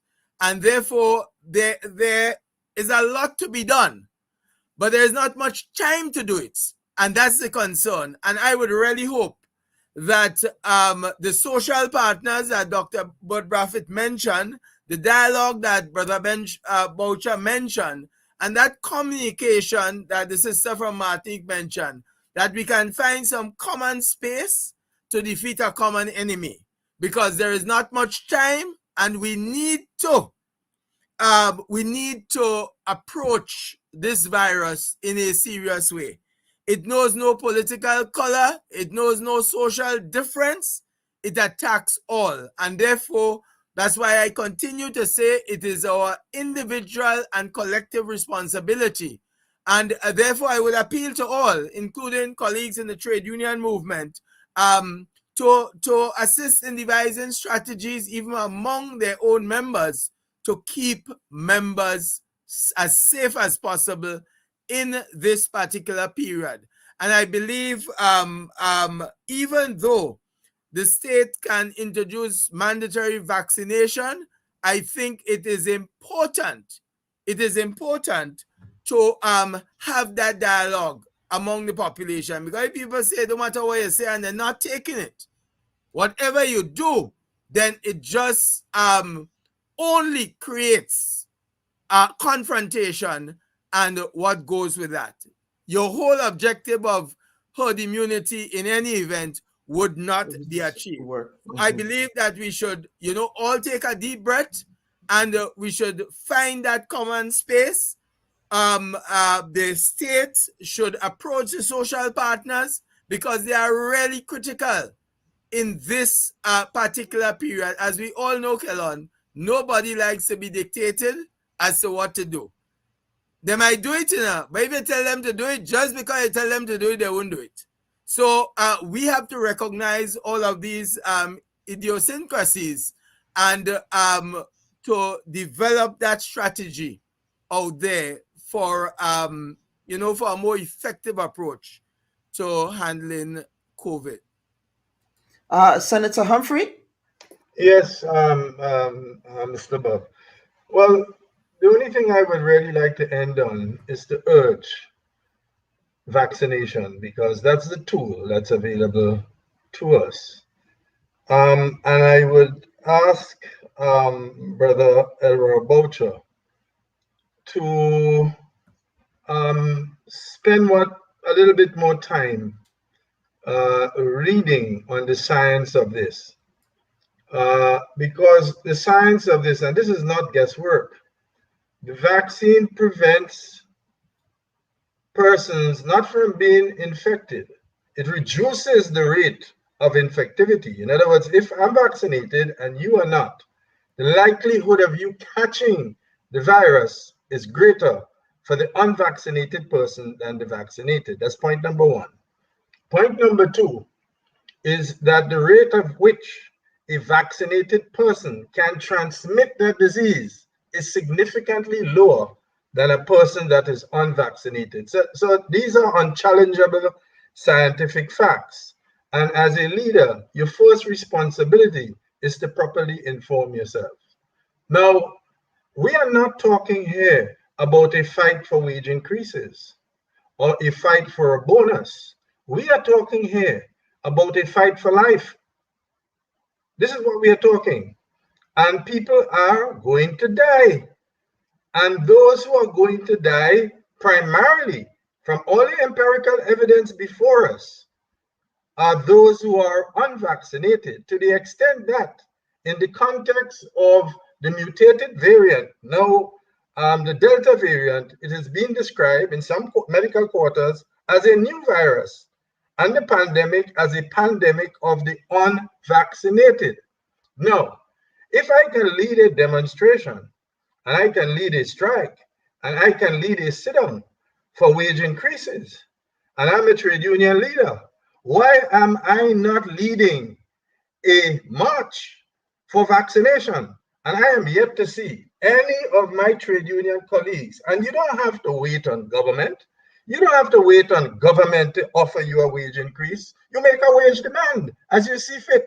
So this is not a fight. I get the sense among my colleagues that this responsibility is a responsibility of government. This is a responsibility of all of us as leaders, whether you're a church leader, and the minister made it clear to you, Mr. Bubb, that your fraternity has a major role to play, but unfortunately, many of them are not playing that role. They are focusing on the politics of the issue rather than, in other words, the disinformation campaign on this disease gets more play in the Grenada media rather than the information which says, look, this is the science, get vaccinated, the vaccines are safe, as anything can be devised in the world is safe, get vaccinated. No, right? So my appeal is simply this. For those leaders, my comrades in the trade union movement, better inform yourselves. This struggle is not a struggle against the government or the employer. This struggle is to save lives, because people are going to die a la Guadeloupe as is happening now. People are dying. People are losing jobs. The entire Liet workforce is home. Not a cent in compensation. This is a real issue.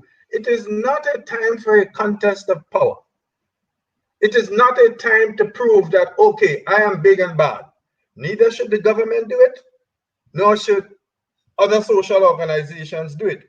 But the government will be failing in its responsibility to the citizens if it does not take timely. We do not have the luxury of waiting. You cannot be judge, prosecutor, jury at the same time. The Constitution points out something that can be done. It's done. And you are saying it's unconstitutional? The only person that can determine the constitutionality or otherwise of a matter is the court.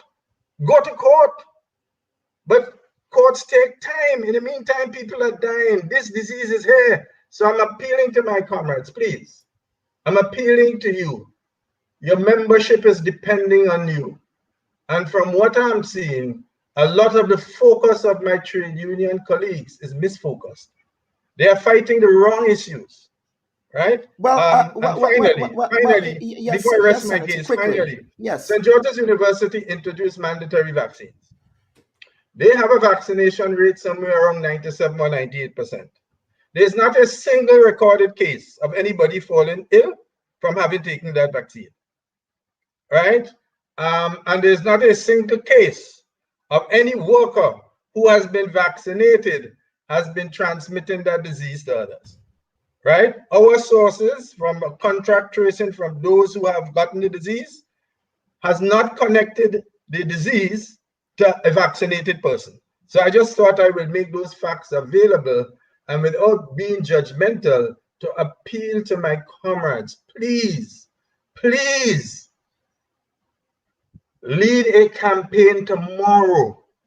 Go to the workplaces, urging your members to get vaccinated. It is the only certain available tool that you have. Washing of hands and so on is okay, but in a hospital setting with case numbers rising, that is not sufficient, my friend, my comrade. That is not sufficient. If you have low infection rates, you don't have community spread, or community spread is low and small and localized in the community. Yes, you can do that, but in a hospital, and let me say, a case brought by a union in a Methodist hospital in Texas in the United States, the union lost that case. And the court went along that mandatory vaccination is constitutional and proper, and I share that view. All right, Senator Humphrey, thank you so much. You're supposed to be writing a book. Whenever that book is published, we would like to have you back here. I would be pressing you on some questions that my late great colleague George Grant was asking you about a particular issue. But whenever that book is written, I would love to have you back on the report to discuss the book and some questions that George was asking you that you refused to answer. But we have to get to the next segment quickly. Well, I'm vaccinated and I took my vaccines very early. I didn't need to be persuaded, but hopefully COVID will allow me the time. All right. Well, there we go. All right. I hope to live well into the 90s. Well, let's wish and if for that. I do, certainly we'll have that book. Yeah. All right, Senator. Thank you again, folks. We'll take our final break and then we'll come up for our final segment. So it's not a legal schooling. I know you're sensitive to people schooling you on the law, but I think I can trump you when it comes to the history of Grenada. What you're saying is that this resignation was expected? Would it be fair to say that you abdicated your responsibility by not showing up in Parliament on Friday? We are not aware of the terms of the agreement. But then how can you say the terms are not favorable? You don't know the terms. We love old talk, we love gossip, we love brango, we love all them kind of things in the Caribbean. If I cannot play music, I don't know how I'm going to live. We are borrowing money to pay debt because of corruption, waste, and mismanagement. That they have difficulty with your leadership. Why then are you contesting the presidency?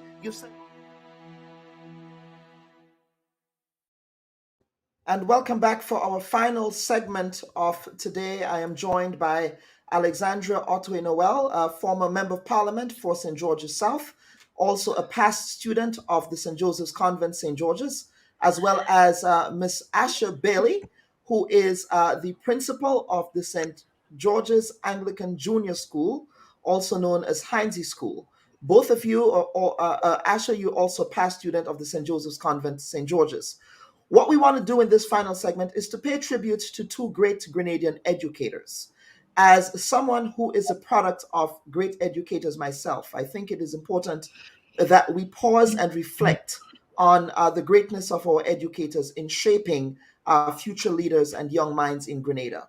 Last week and the week before, we learned of the passing of Mr. Hines, who was a former teacher of the St. Joseph's Convent, as well as Miss Rosie Brathwaite, a former teacher at the Heinze School, the junior school in particular, as well as a leader of the Girl Guides movement in Grenada. So, Alexandra, I would want to begin with you. Can you talk about your time as a student at the convent and Mr. Hines's leadership as an educator? I understand he was also the house captain of Adams House. I don't know if you're a member of Adams House, but please proceed. Yeah, that's why I wore red today. But you wore red, yes.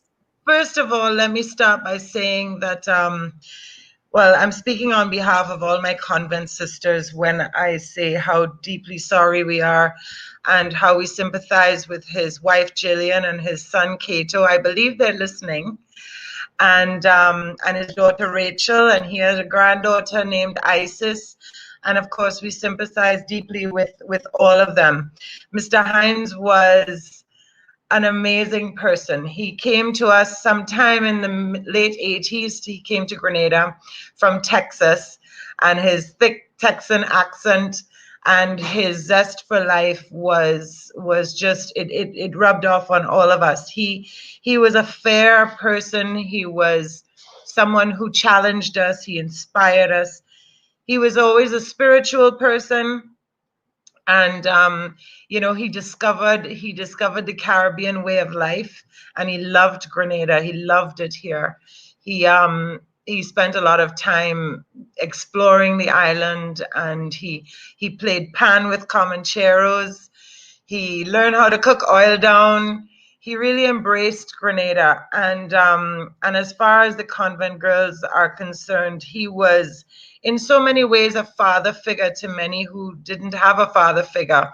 He was someone who would step in and help you. And I'm not talking about just as an educator. He was an amazing teacher. He taught social studies, principles of business. He was a great educator, and he challenged us. But he was so much more than that. And in a time when we have so many social issues, he fought for his girls. He called us his daughters, and later on in life, he continued to keep in touch with us, and he called us queens, and he was very spiritual and very much into his ancestry, and he was very proud of his African roots. But it didn't make him insular. He was accepting and loving of everyone.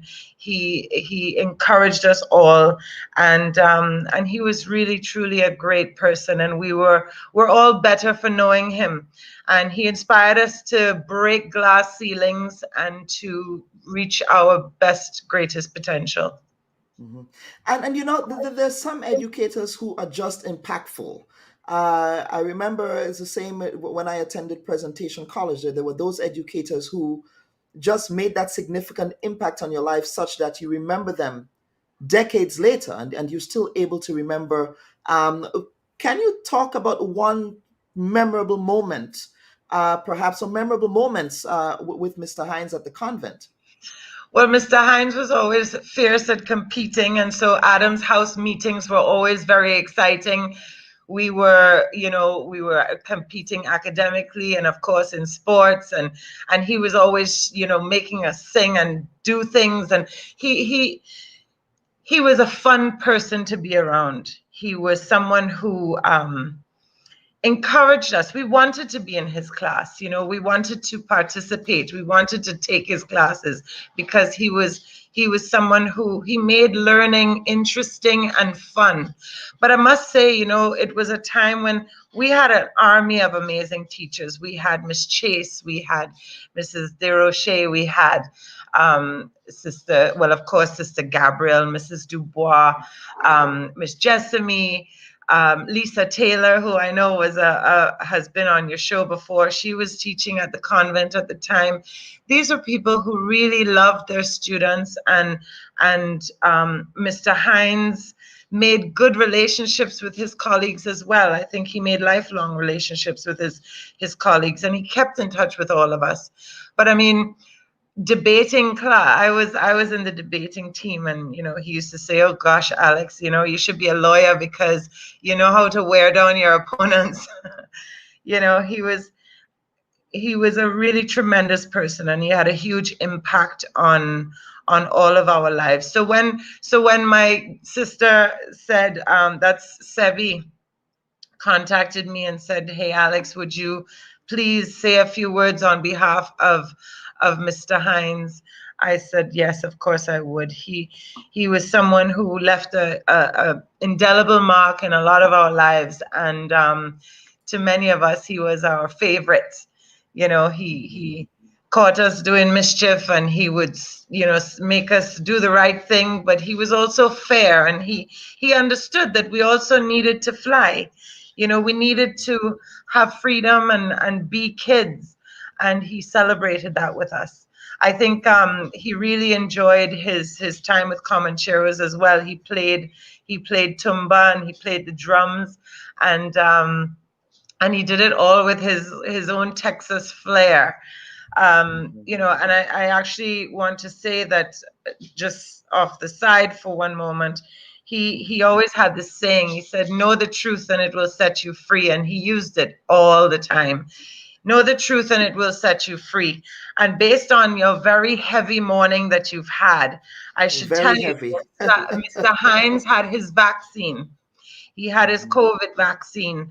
And, he also listened to a lot of Bob Marley, Free Yourself from Mental Slavery. People need to inform themselves. And Mr. Hines was an advocate for doing that. And so, we will miss him, and we will miss his vision and his leadership. I also want to say through you to his family that we will also pray for them, because as you may know, this is the anniversary weekend of Katrina, and Louisiana is about to get hit by Hurricane Ida. And Mr. Hines and his family moved to Louisiana because his father was getting older. So he was that's where they lived, in Louisiana, and that's where they are now. So we have to say a prayer for them as they are getting ready to get Hurricane Ida. But I think they're in Shreveport, which is not on the coast. But okay. Yeah, let me bring in Asha here. Asha, an ex convent student as well, an ex convent girl. Rosie, you said at least it was intimated to our producers that Rosie Brathwaite was like a mother to you, and somebody who really inspired your drive and passion for education. You are now the principal of the junior school. So kindly reflect on Rosie's legacy as an educator at Heinze School. I want to thank you, Mr. Bubb, for inviting me to be here. Of course, Ms. Brathwaite's passing is a tremendous loss for our school, for the education system, for the Girl Guides community, and even more so her family. And I extend condolences to them. Ms. Brathwaite gave a service of 41 years to the education system, 20 of which as principal.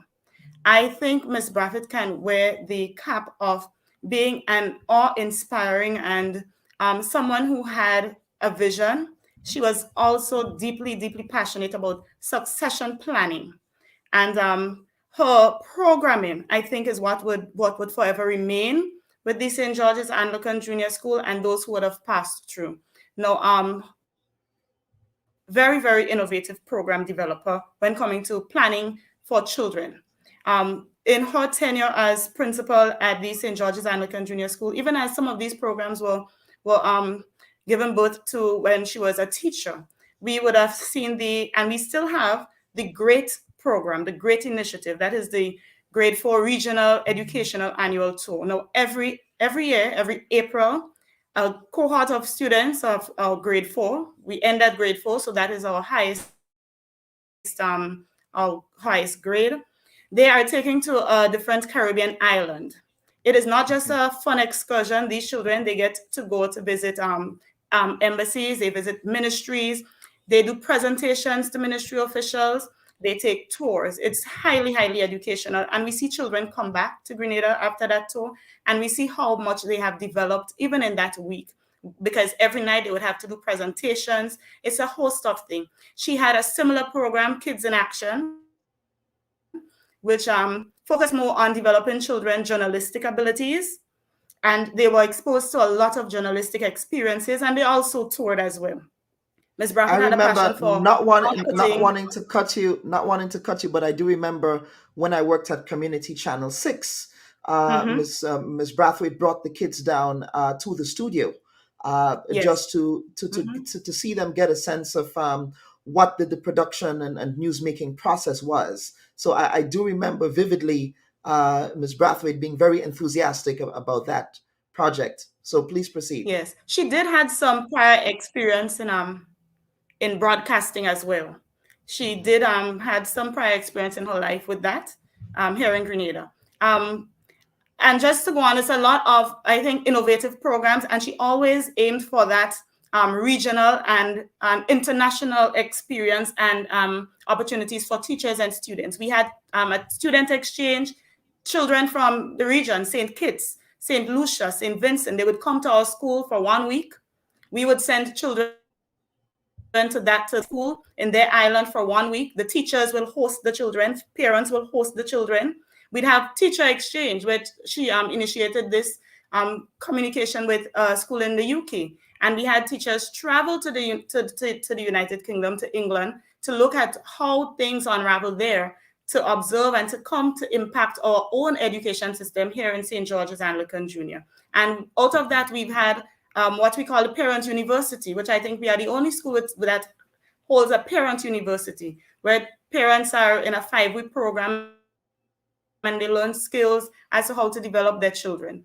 I think if we were to go on about the impact and the programs that Ms. Brackett would have developed in her 20 years, it will take almost the entire day. It is quite a bit. She is a profound leader, and she had a passion for not just developing young minds, developing people. Yeah, as a young teacher, you could not have just come and teach. She was on your back to move on, to develop, to do something to better yourselves. She was always about excellence, right? I think that she saw that everybody had potential for greatness. And she never at once would limit your potential. She would give you tasks that you think that, well, why would Ms. Brackett give this to me? And she would say, I know you would do it. Just do it, you can. She always had that ability to motivate persons. Yeah, her involvement with Girl Guides is just as prolific. You had her being involved in guiding from a very young age. She moved on to be a leader in the guiding community, a Brownie leader, a guides leader. She moved up to district commissioner. She moved up to chief commissioner, right? She was also chairman of the Caribbean Link for Guiding. Even recently, as last week, as her passing, last month, she continued to be a part of the guiding community.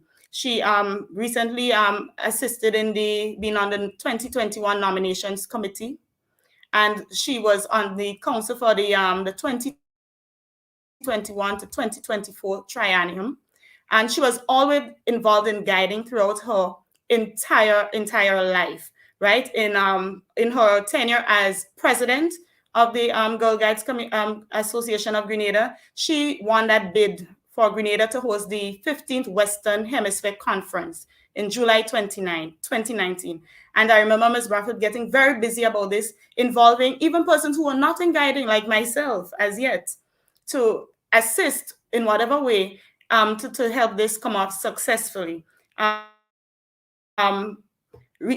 This year as well, she would have facilitated my involvement now in guiding, being on the council. So her influence, Kalon, no matter what she took part in, it was all passion driven, and it was all done in excellence. She, when I say she would be dearly missed, it is an understatement. Personally, for me, I would miss not just her confidence in me as a person, as a leader, but our conversations on the phone.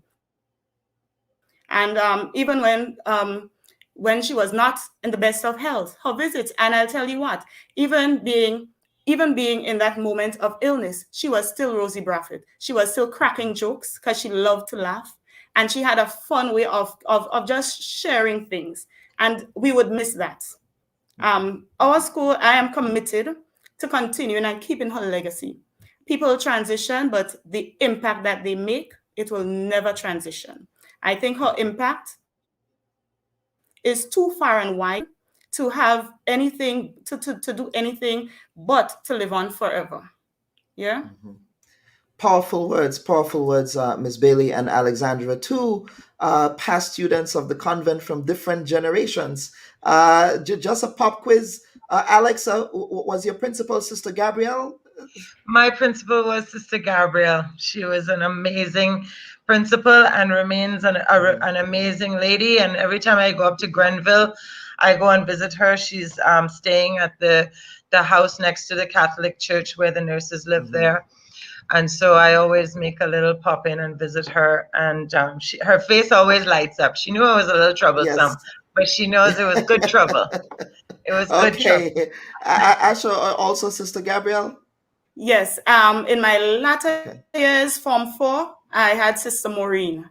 So I had both. Sister The Maureen luxury of two Alexander, principals. Yes. who's a St. David's lady. It's Yes. crazy how life works. Yes. She taught my mom in Pomeroy's RC school, so she remembers that generation as well. So again, ladies, thank you so much, Alex. We would love to have you back, perhaps for a different conversation, a political conversation, perhaps.